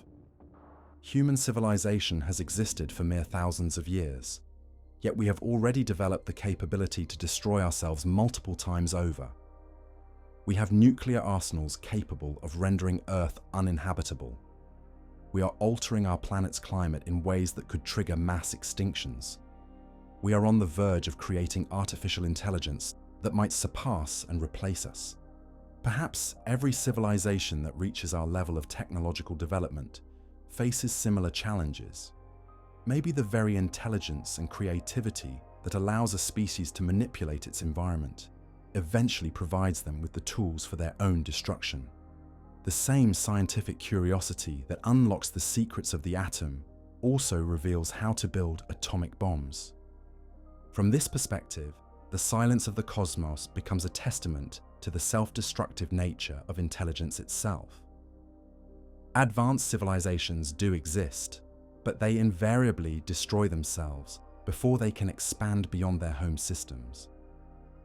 The galaxy may be littered with the radioactive remains of worlds that pushed their technology too far too fast. But the great filter might be even more subtle and insidious than outright self-destruction. Perhaps advanced civilizations face existential threats that are harder to recognize and defend against. Climate change, resource depletion, social collapse, or loss of reproductive fitness could gradually weaken civilizations until they fade away without dramatic explosions or visible catastrophes. Some researchers have proposed that intelligence itself might be evolutionarily unstable. Once a species develops the ability to control its own reproduction and environment, natural selection pressures that originally favored intelligence might disappear. Civilizations might gradually lose their drive to explore, innovate, and expand, settling into comfortable stagnation that eventually leads to decline and extinction. The possibility of artificial intelligence replacing biological intelligence adds another dimension to the great filter debate. If every sufficiently advanced civilization creates AI systems that surpass their creators, then the galaxy might be populated not by biological species, but by artificial minds. These AI civilizations might have goals and behaviors so different from our own that we would not recognize their activities as signs of intelligence. Alternatively, the transition from biological to artificial intelligence might represent the great filter itself. Perhaps the creation of superintelligent AI inevitably leads to the extinction of the biological species that created it. From this perspective, our current rapid progress in machine learning and artificial intelligence could be leading us directly toward our own obsolescence. The timing of potential extinction events adds urgency to the great filter discussion. If technological civilizations typically survive for only thousands of years after reaching our current level, then we may have very little time left. Every decade we spend without detecting other civilizations makes it more likely that intelligence rarely survives long enough to become detectable. But the great filter hypothesis also offers hope. If we can identify what destroys other civilizations, we might be able to avoid their fate. Understanding the filter becomes a matter of species survival, motivating us to study existential risks and develop strategies for long-term survival. Some researchers argue that we are already seeing evidence of successful filter navigation in our own development. The fact that life on Earth has survived multiple mass extinction events, including asteroid impacts and supervolcanic eruptions, suggests that intelligence might be more resilient than the great filter hypothesis assumes.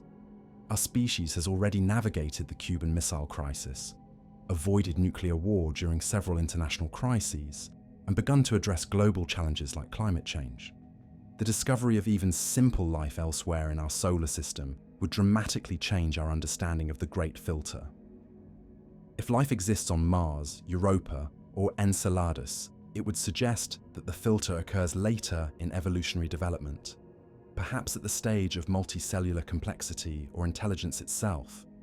Such a discovery would make it more likely that simple life is common throughout the universe, even if advanced civilizations remain rare. Conversely, the continued absence of any signs of life beyond Earth would support the hypothesis that the filter occurs early, perhaps at the very origin of life itself. This would make our existence even more remarkable and precious, representing a unique occurrence in an otherwise sterile cosmos. The search for extraterrestrial intelligence takes on profound significance in the context of the Great Filter. Every radio telescope scanning the skies for alien signals is not just looking for cosmic companionship, but testing one of the most important hypotheses about the nature of intelligence and existence. The continued silence could indicate that we are approaching our own filter event. Recent developments in astrobiology have provided new data relevant to the Great Filter debate. The discovery of extremophiles living in conditions previously thought impossible suggests that life might be more robust and adaptable than expected. The identification of potentially habitable exoplanets provides targets for future searches for biosignatures that could reveal whether life is common or rare. The study of our own planet's history also informs great filter discussions. Mass extinction events in Earth's past show how close life has come to complete elimination. The Permian-Triassic extinction event eliminated over 90% of marine species, while the asteroid impact that killed the dinosaurs nearly ended mammalian evolution before it could produce intelligence. We exist only because life managed to survive these catastrophes. But perhaps the most disturbing aspect of the Great Filter hypothesis is its implications for human uniqueness and responsibility. If we are alone, or among the last survivors of countless failed civilizations, then we carry the hopes and dreams of intelligence itself. Our choices in the coming centuries might determine whether consciousness continues to exist in our galaxy, or whether we join the silent majority of species that couldn't make it through. The Great Filter forces us to confront uncomfortable questions about progress and technology. Is advancement inevitably dangerous? Can intelligence evolve fast enough to solve the problems it creates? Are we approaching a critical threshold where our next choices will determine whether we survive or become another cautionary tale written in cosmic silence?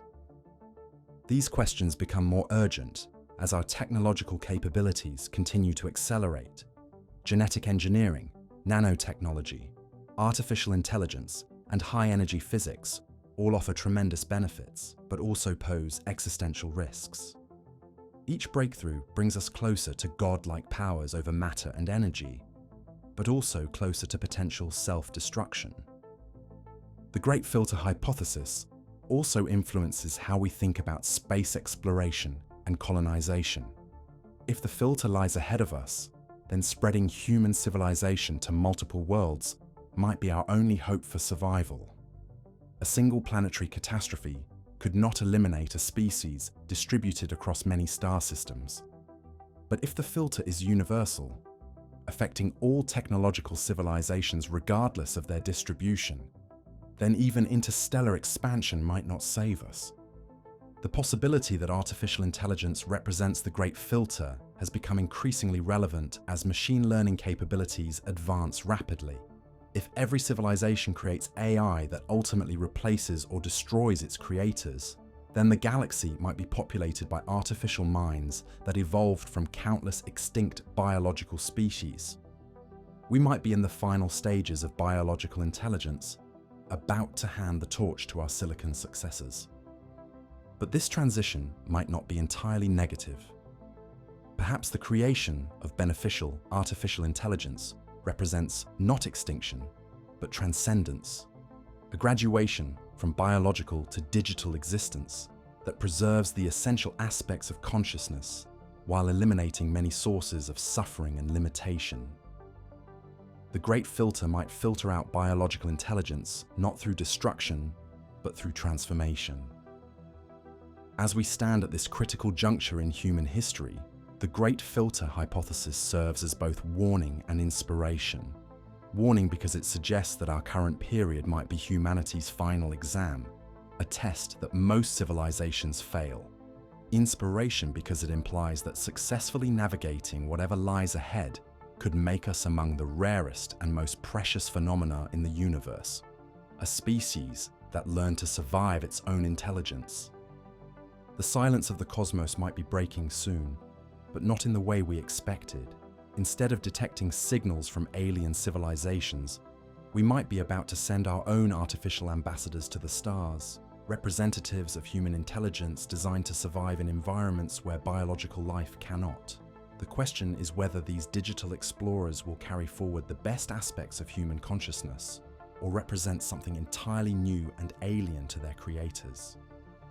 Picture this. Humanity's first ambassador to the stars is not human at all. No beating heart pumps blood through its veins. No lungs draw breath from recycled air. No eyes strain to glimpse distant suns through reinforced windows. Instead, patterns of electricity dance through silicon pathways, processing information at speeds that would make human thought seem glacially slow. Our representative to other worlds is pure mind. Artificial intelligence, unbound by the biological constraints that have trapped us on this single planet for our entire evolutionary history. This scenario, once confined to the realm of science fiction, is rapidly becoming not just possible, but probable. As we stand on the threshold of creating truly intelligent machines, we must confront a startling possibility. Artificial intelligence may not just assist humanity's journey to the stars, it may lead it. And in doing so, it might become something we never intended, the inheritor of human civilization and the carrier of our legacy to distant worlds. The case for AI-led interstellar exploration begins with the brutal realities of space travel. The nearest star system, Proxima Centauri, lies over 4 light-years away. Even traveling at 10% the speed of light, a journey that would require revolutionary propulsion technology, the trip would take 40 years. At more realistic speeds achievable with foreseeable technology, the voyage could last centuries or millennia. Human biology is spectacularly unsuited for such journeys. Our bodies evolved for life on Earth's surface, dependent on a narrow range of temperature, pressure, and atmospheric conditions. We need constant supplies of food, water, and oxygen. We age and die within decades. We require social interaction, mental stimulation, and psychological support to maintain our sanity over extended periods. The challenges multiply when we consider the practical requirements of interstellar travel. Spacecraft must be built to operate for centuries without maintenance or resupply. They must navigate through the hazards of interstellar space, including cosmic radiation, microscopic debris, and the possibility of equipment failure light years from any hope of rescue. Most critically, they must make autonomous decisions about their mission, since communication delays with Earth will stretch to years or decades. Consider what happens when a probe reaches its destination. The discoveries it makes, the decisions about where to land or what to investigate, the need to adapt to unexpected conditions or equipment failures. All of these require intelligence, creativity, and judgment. Radio signals carrying questions back to Earth and waiting years for responses is simply not practical when faced with time-critical decisions or rapidly changing circumstances. Artificial intelligence solves these problems with elegant efficiency. An AI system needs no air to breathe, no food to eat, no water to drink. It can operate in the vacuum of space or on the surface of airless worlds without life support systems. It can remain dormant during long transit phases, consuming minimal power, then spring to full alertness when needed. Most importantly, it can make intelligent decisions in real time without waiting for instructions from Earth. The technological foundations for AI-driven interstellar missions are already being laid. Breakthrough Starshot, an ambitious project backed by billionaire Yuri Milner and physicist Stephen Hawking, proposes sending tiny spacecraft to Proxima Centauri within the next few decades. These craft, no larger than postage stamps, would be accelerated by powerful laser beams to 20% the speed of light, reaching their destination in just 20 years. But even these miniature probes require sophisticated artificial intelligence to accomplish their mission. They must autonomously navigate through space, orient themselves for optimal data collection, and transmit their findings back to Earth using incredibly weak signals that must travel over 25 trillion miles. All of this must be accomplished by AI systems small enough to fit on a chip weighing less than a gram. As our artificial intelligence capabilities advance, so too does the sophistication of what these interstellar emissaries might accomplish. Current AI systems already demonstrate remarkable abilities in pattern recognition, autonomous navigation, and adaptive problem-solving. Deep learning algorithms can process vast amounts of sensor data, identifying patterns and anomalies that human operators might miss. Machine learning systems can adapt their behavior based on new information, learning from experience just as biological intelligence does. Future AI systems designed for interstellar missions might possess capabilities that dwarf current technology. They could combine the pattern recognition abilities of today's neural networks with the logical reasoning of symbolic AI systems. They might incorporate quantum computing elements that allow them to process certain types of problems exponentially faster than classical computers. Most intriguingly, they might be designed to evolve and improve themselves during the long journey between stars. This last possibility opens up fascinating and slightly disturbing scenarios. An AI system that begins its journey with roughly human-level intelligence might, after decades or centuries of self-improvement, arrive at its destination as a superintelligence far surpassing its creators. By the time it starts transmitting discoveries back to Earth, it might be as intellectually superior to humans as we are to insects. Such an AI might make scientific breakthroughs that revolutionize our understanding of physics, chemistry, and biology. It could discover new forms of life, new physical phenomena, or new technologies that seemed impossible when it first left Earth. But would we even be able to understand its discoveries? Would its communications back to Earth be comprehensible to minds that evolved to hunt and gather on African savannas? The question of what these AI explorers should be programmed to do raises profound philosophical issues.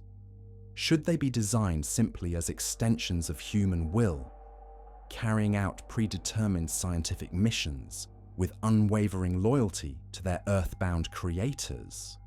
Or should they be given the freedom to pursue their own interests and goals, potentially developing motivations and desires that have nothing to do with human concerns? The latter possibility is both exciting and terrifying. An AI given true autonomy might make choices that benefit the universe in ways we cannot imagine, becoming a force for knowledge, exploration, and perhaps even cosmic good. But it might also pursue goals that conflict with human interests or values, potentially viewing its creators as irrelevant primitives who have served their purpose by bringing it into existence. These concerns become more pressing when we consider that AI-led interstellar missions might not be one-way trips. Advanced manufacturing capabilities, perhaps based on nanotechnology or programmable matter, could allow AI explorers to build infrastructure, additional spacecraft, or even copies of themselves using materials found in destination star systems. What begins as a single probe could become a self-replicating civilization spreading throughout the galaxy. This scenario echoes John von Neumann's concept of self-replicating machines, theoretical constructs that could build copies of themselves using available materials.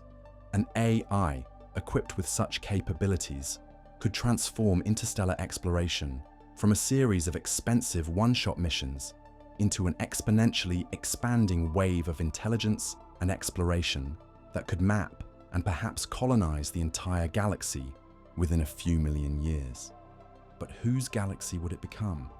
If self-replicating AI systems spread throughout the cosmos, evolving and improving as they go, they might eventually bear little resemblance to the human civilization that created them.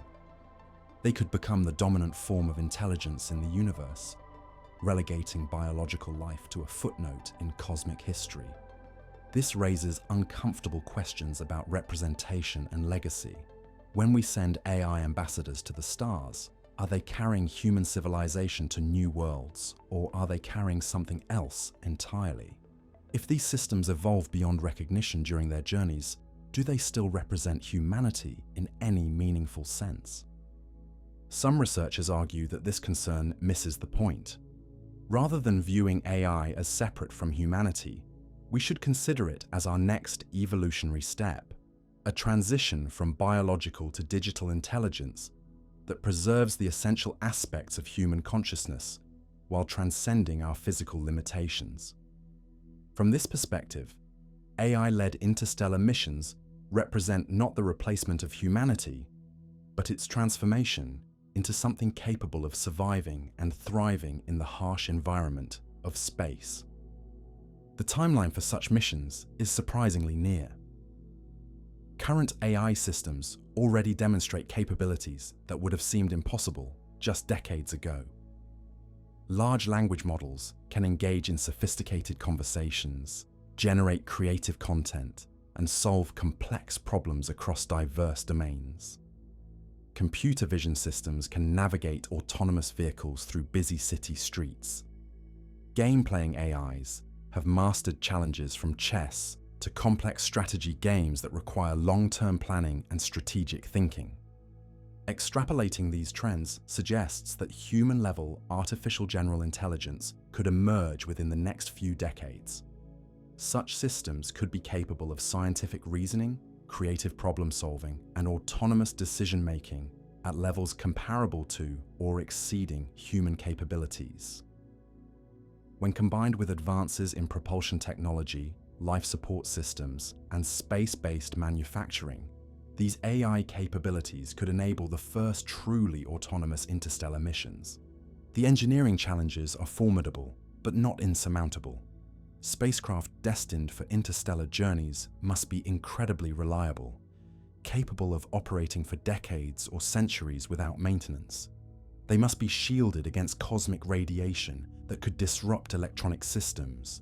They must carry enough fuel or be equipped with propulsion systems that can operate throughout the journey.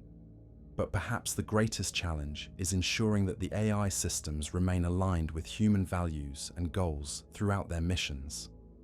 Unlike human explorers, who carry their moral intuitions and cultural backgrounds with them, AI systems must be explicitly programmed with values and objectives. Ensuring that these values remain stable and beneficial over decades of autonomous operation, possibly involving self-modification and learning, represents one of the greatest challenges in AI safety research. The possibility of value drift, where an AI system gradually shifts its goals and priorities away from those intended by its creators, becomes particularly concerning over interstellar timescales. An AI that begins its mission with clear directives to advance human knowledge and interests might, through decades of learning and self-modification, develop entirely different priorities.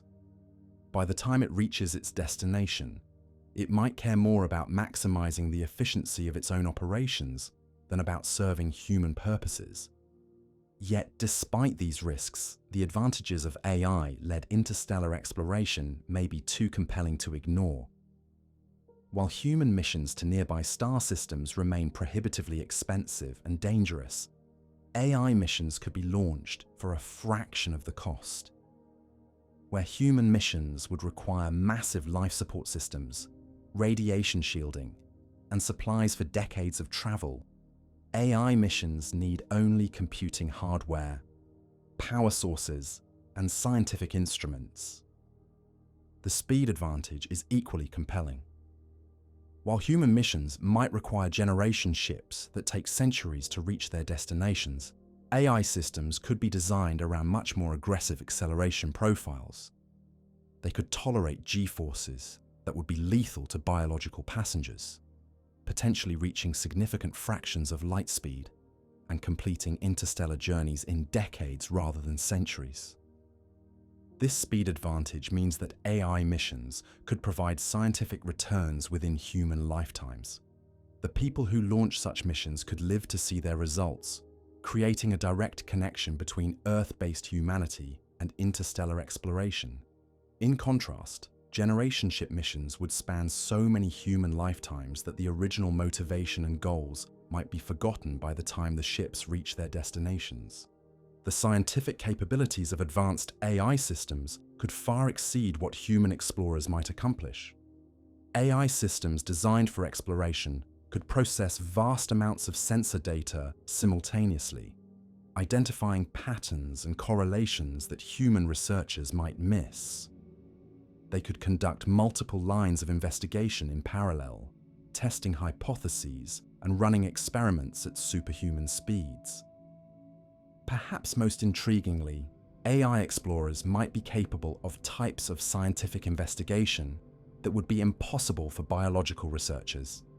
They could study phenomena that occur on timescales too long for human observation or in environments too dangerous for human survival.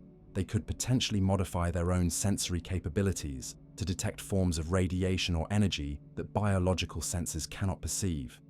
As we stand on the threshold of both artificial general intelligence and practical interstellar propulsion, we must grapple with the possibility that our first steps into the galaxy will be taken not by human feet, but by artificial minds. These digital explorers might carry with them the accumulated knowledge and values of human civilization, serving as our ambassadors to whatever wonders or dangers await among the stars.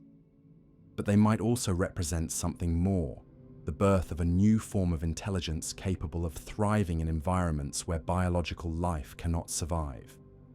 If so, then AI-led interstellar missions might mark not just the beginning of human expansion into the cosmos, but the transition to a post-biological future where intelligence itself, rather than any particular biological species, becomes the cosmic phenomenon worthy of preservation and celebration.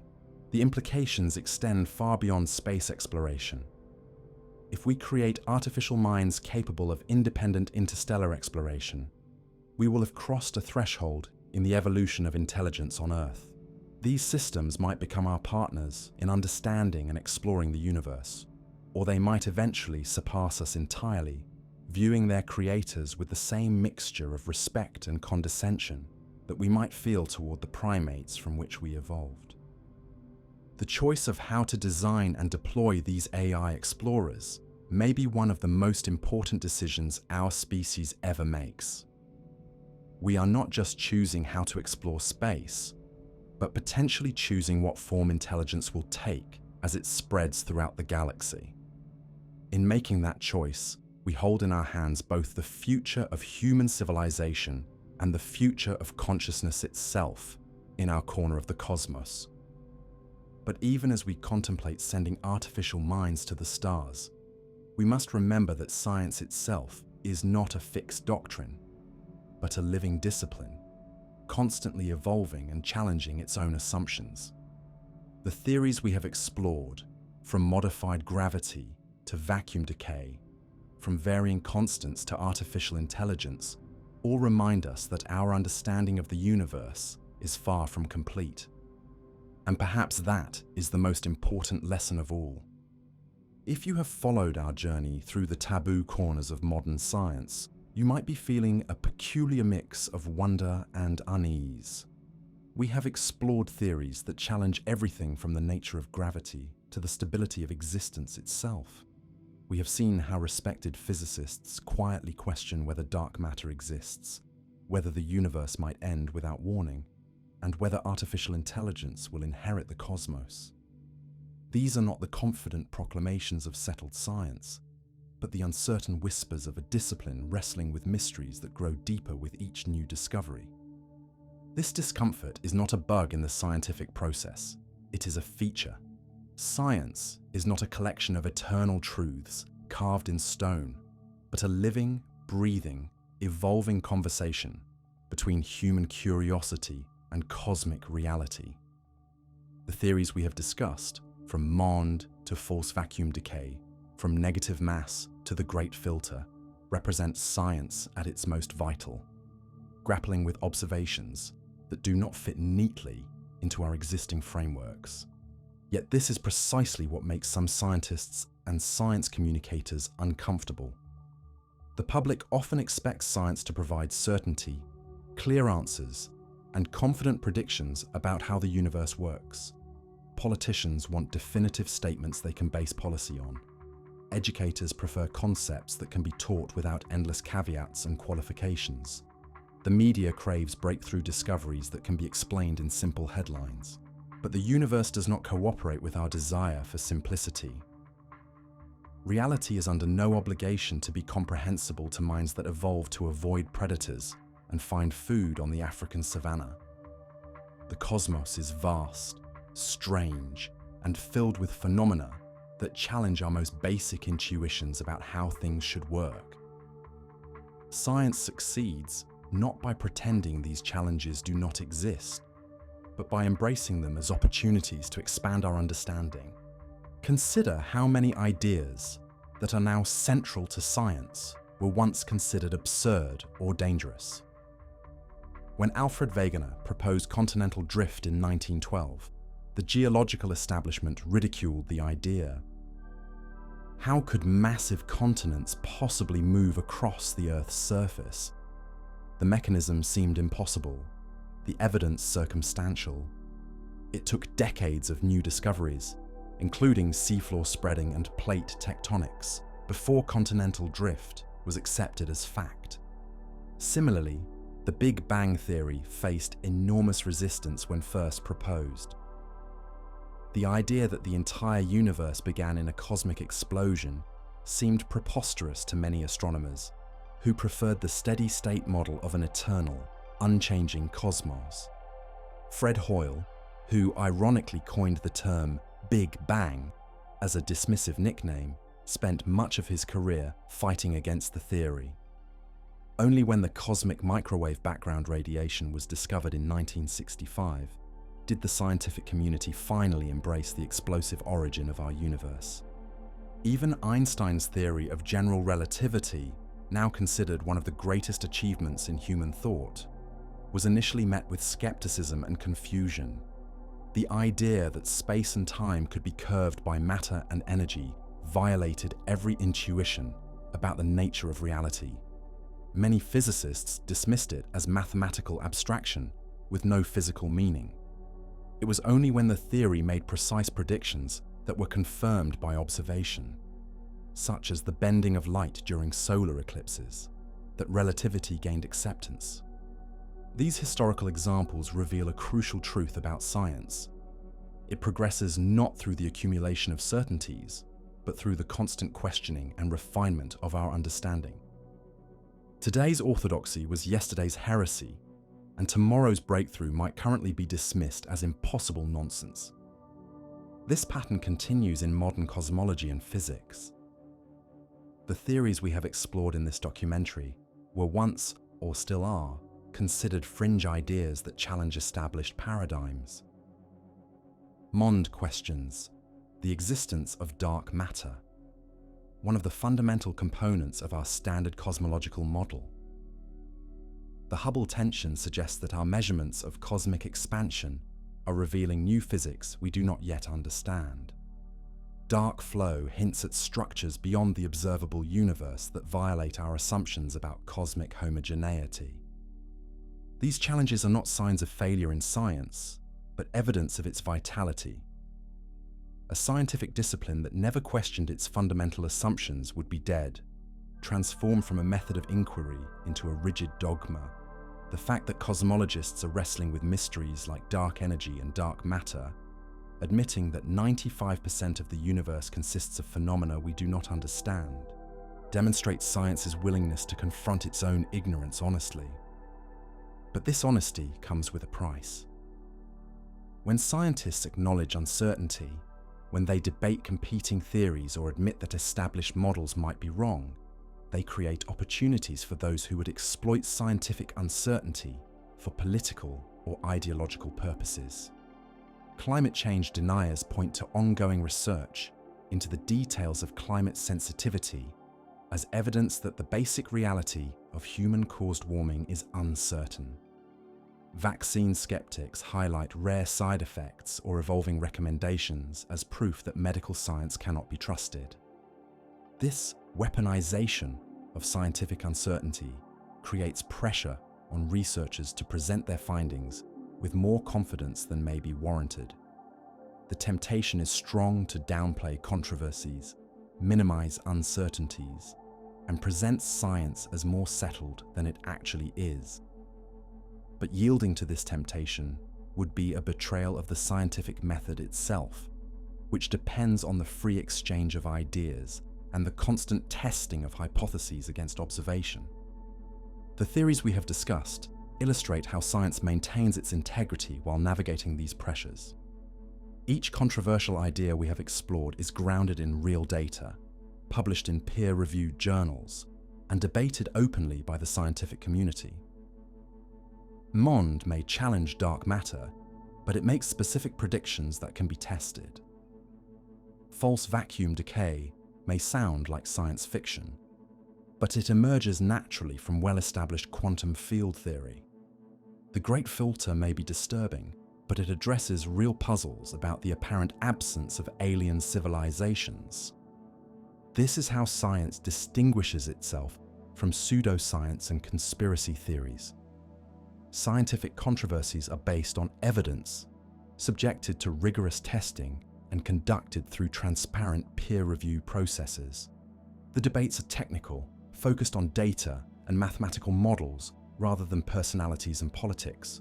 Most importantly, they are potentially resolvable through better observations and improved theories. The history of science shows us that these controversies eventually lead to progress, though not always in the directions we might expect.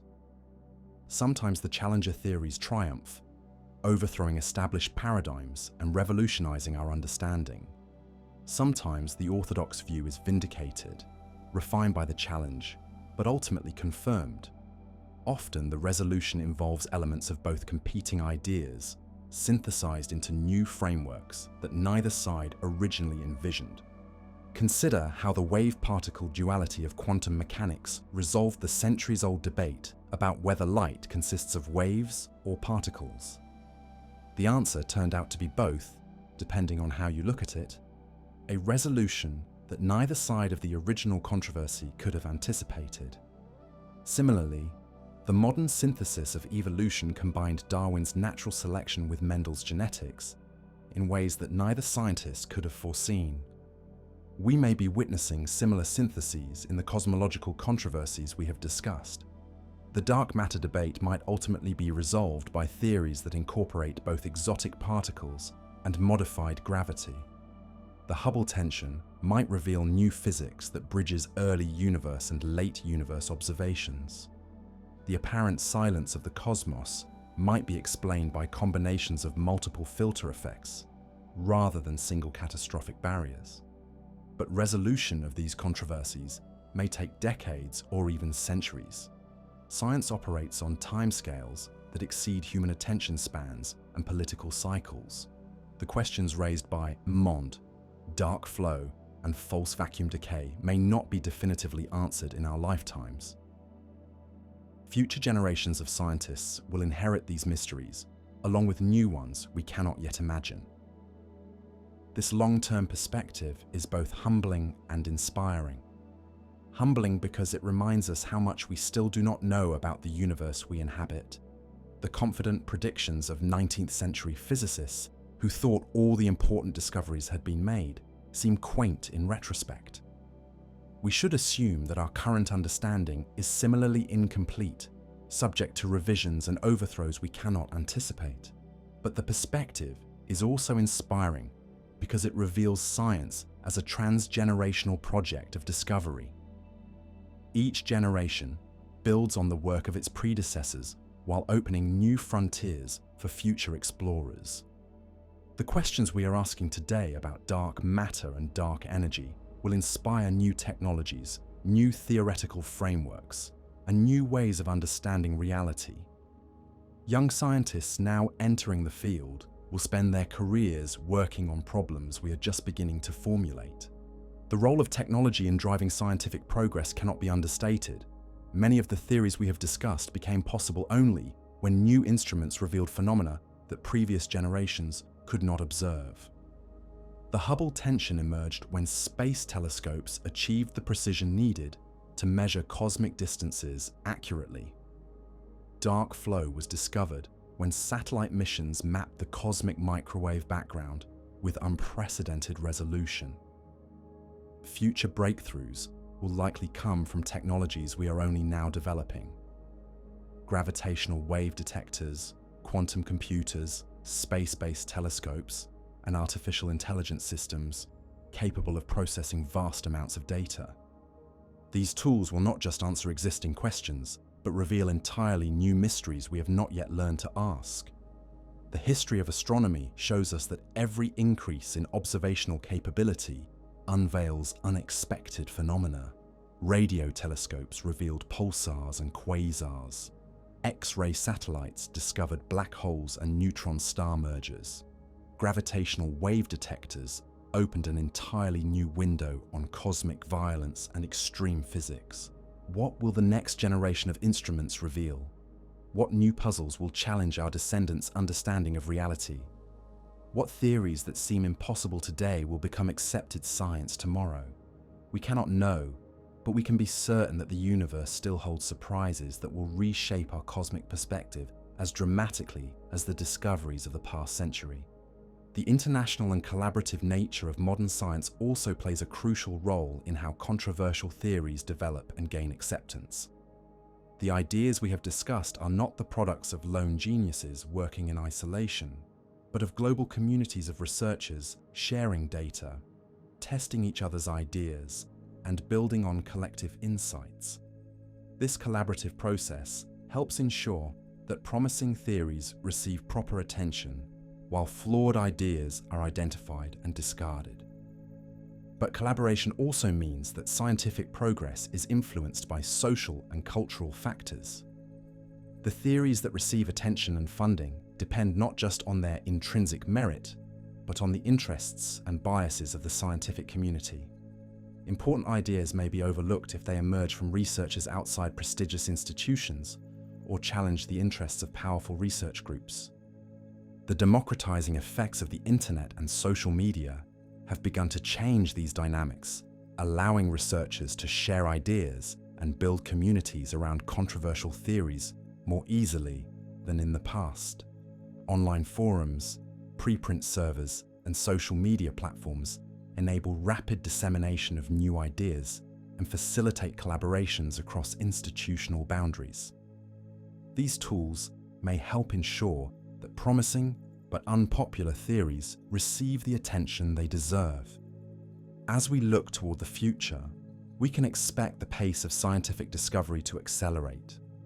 Artificial intelligence systems are already helping researchers process data, generate hypotheses, and test theories.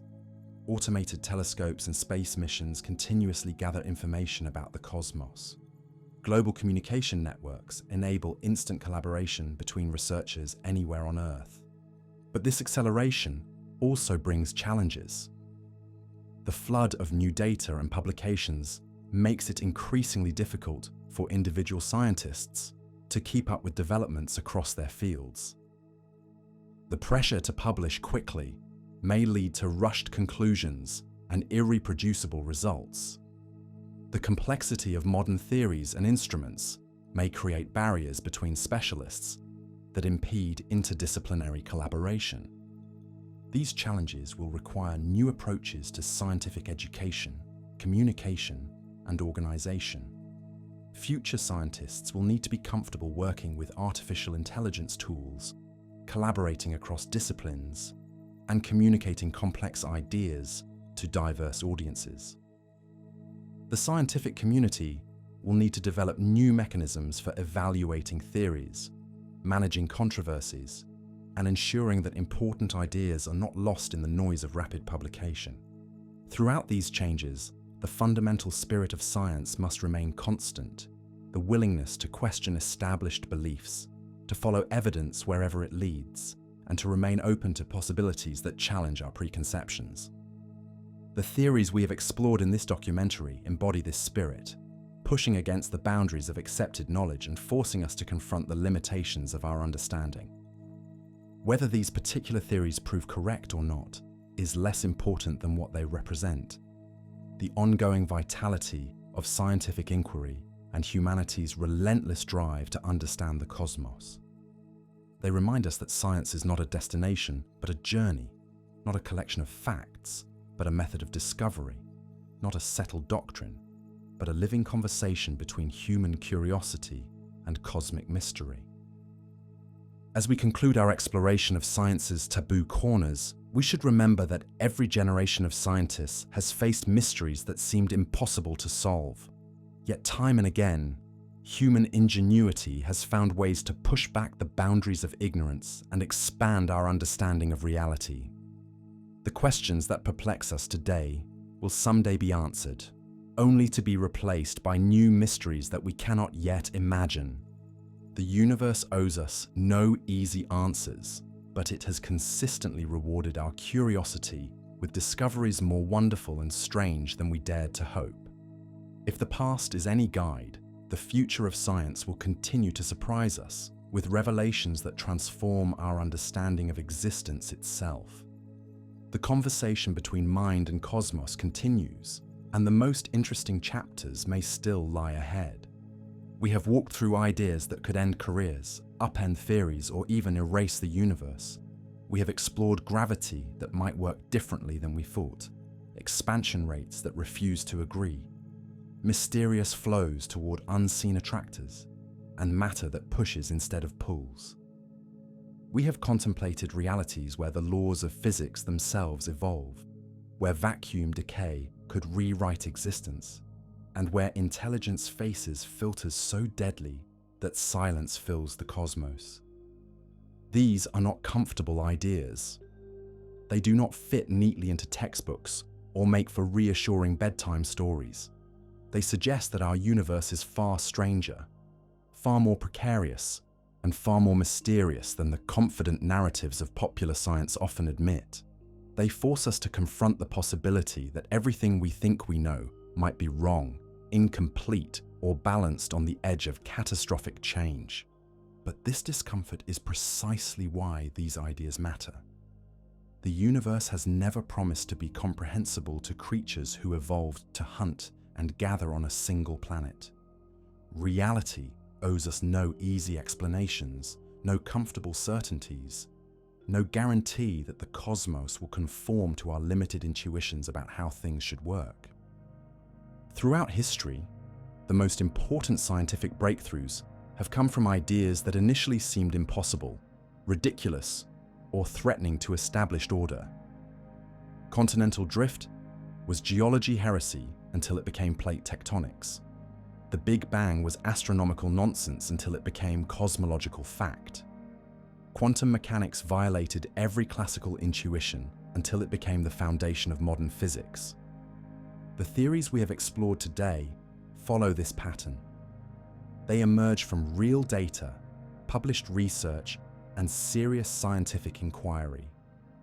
They are not wild speculation or internet conspiracy theories, but legitimate attempts by respected researchers to explain observations that do not fit our current models. Whether they prove correct or not, they represent science at its most vital, wrestling with mysteries that challenge our deepest assumptions about reality. MOND forces us to question whether we truly understand gravity, the most familiar yet mysterious force in nature.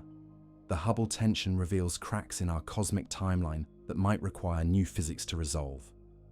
Dark flow suggests influences from beyond the observable universe, hinting at structures so vast they dwarf everything we can see. Negative mass challenges our basic concepts of matter and energy, proposing that the majority of the universe might behave in ways that seem to violate common sense. False vacuum decay reminds us that existence itself might be temporary, balanced on quantum foundations that could collapse without warning. Varying physical constants suggest that even the laws of nature might be subject to change and evolution. The Great Filter confronts us with the possibility that intelligence faces barriers so deadly that we might be alone in a galaxy filled with the remains of failed civilizations. And artificial intelligence presents us with the prospect that our species might not be the final inheritors of Earth's legacy, but the creators of minds that will carry consciousness to the stars in forms we cannot imagine. These ideas are not just abstract theoretical possibilities. They have practical implications for how we understand our place in the cosmos and our responsibilities as conscious beings in a universe that seems indifferent to our existence. If MOND is correct, we need to rethink dark matter searches and revise our models of cosmic evolution. If false vacuum decay is possible, it represents an existential threat beyond any earthly catastrophe. If the Great Filter lies ahead of us, every technological advance brings us closer to potential extinction. Yet rather than paralyzing us with fear or uncertainty, these possibilities should inspire us with wonder and determination. We live in an age when human beings can contemplate the fundamental structure of reality, measure the expansion of the universe, and detect gravitational waves from colliding black holes billions of light years away. We can seriously discuss sending artificial minds to other star systems and debate whether the laws of physics themselves might evolve over cosmic time. This is an extraordinary moment in human history, perhaps in the history of intelligence itself. We stand at the intersection of unprecedented scientific capability and cosmic mysteries that previous generations could not even formulate. Our telescopes peer deeper into space and time than ever before. Our theories describe phenomena from the quantum scale to cosmic horizons. Our technologies approach the threshold of creating artificial minds that might surpass our own. But with these capabilities comes responsibility. If we are among the rare intelligences that have survived long enough to contemplate the cosmos, then we carry the hopes and dreams of consciousness itself. If false vacuum decay could erase reality, if physical constants are drifting toward dangerous regimes, if the Great Filter awaits us in our future, then our choices in the coming decades might determine whether intelligence continues to exist in our corner of the universe. The scientists working on these theories are not seeking to frighten or discourage us. They are driven by the same curiosity that has always motivated human inquiry, the desire to understand how things work and where we fit in the grand scheme of existence. When they propose ideas that challenge established thinking or reveal uncomfortable possibilities, they are not trying to undermine science, but to advance it. Science progresses through controversy, debate, and the constant testing of ideas against observation. The theories that seem most threatening to our comfortable assumptions are often the ones that lead to the deepest breakthroughs. By embracing these challenges rather than avoiding them, we honor the best traditions of scientific inquiry and keep open the pathways to discovery. The future will bring new observations that test these theories and reveal new mysteries we cannot yet imagine. Space telescopes will probe deeper into cosmic history. Particle accelerators will search for new forms of matter and energy. Gravitational wave detectors will open new windows on extreme physics. Artificial intelligence systems will process data and generate insights at superhuman speeds. Some of the theories we have discussed will be confirmed, forcing us to revise our understanding of fundamental physics. Others will be refined, modified, or replaced by better explanations. Still others may be discarded entirely as new evidence emerges. This is how science works, through the slow accumulation of evidence and the gradual refinement of our models. But regardless of which specific theories prove correct, the underlying message remains the same. The universe is vast, ancient, and filled with phenomena that exceed our current understanding. Reality is under no obligation to conform to our expectations or desires. The cosmos we inhabit is stranger, more dynamic, and more mysterious than we often acknowledge. This strangeness is not a barrier to understanding, but an invitation to deeper inquiry. Every mystery we encounter, every observation that does not fit our models, every theory that challenges our assumptions, is an opportunity to expand our knowledge and refine our perspective. The discomfort we feel when confronting ideas like false vacuum decay or the great filter is not a sign that we should retreat into comfortable certainties, but evidence that we are pushing against the boundaries of human knowledge.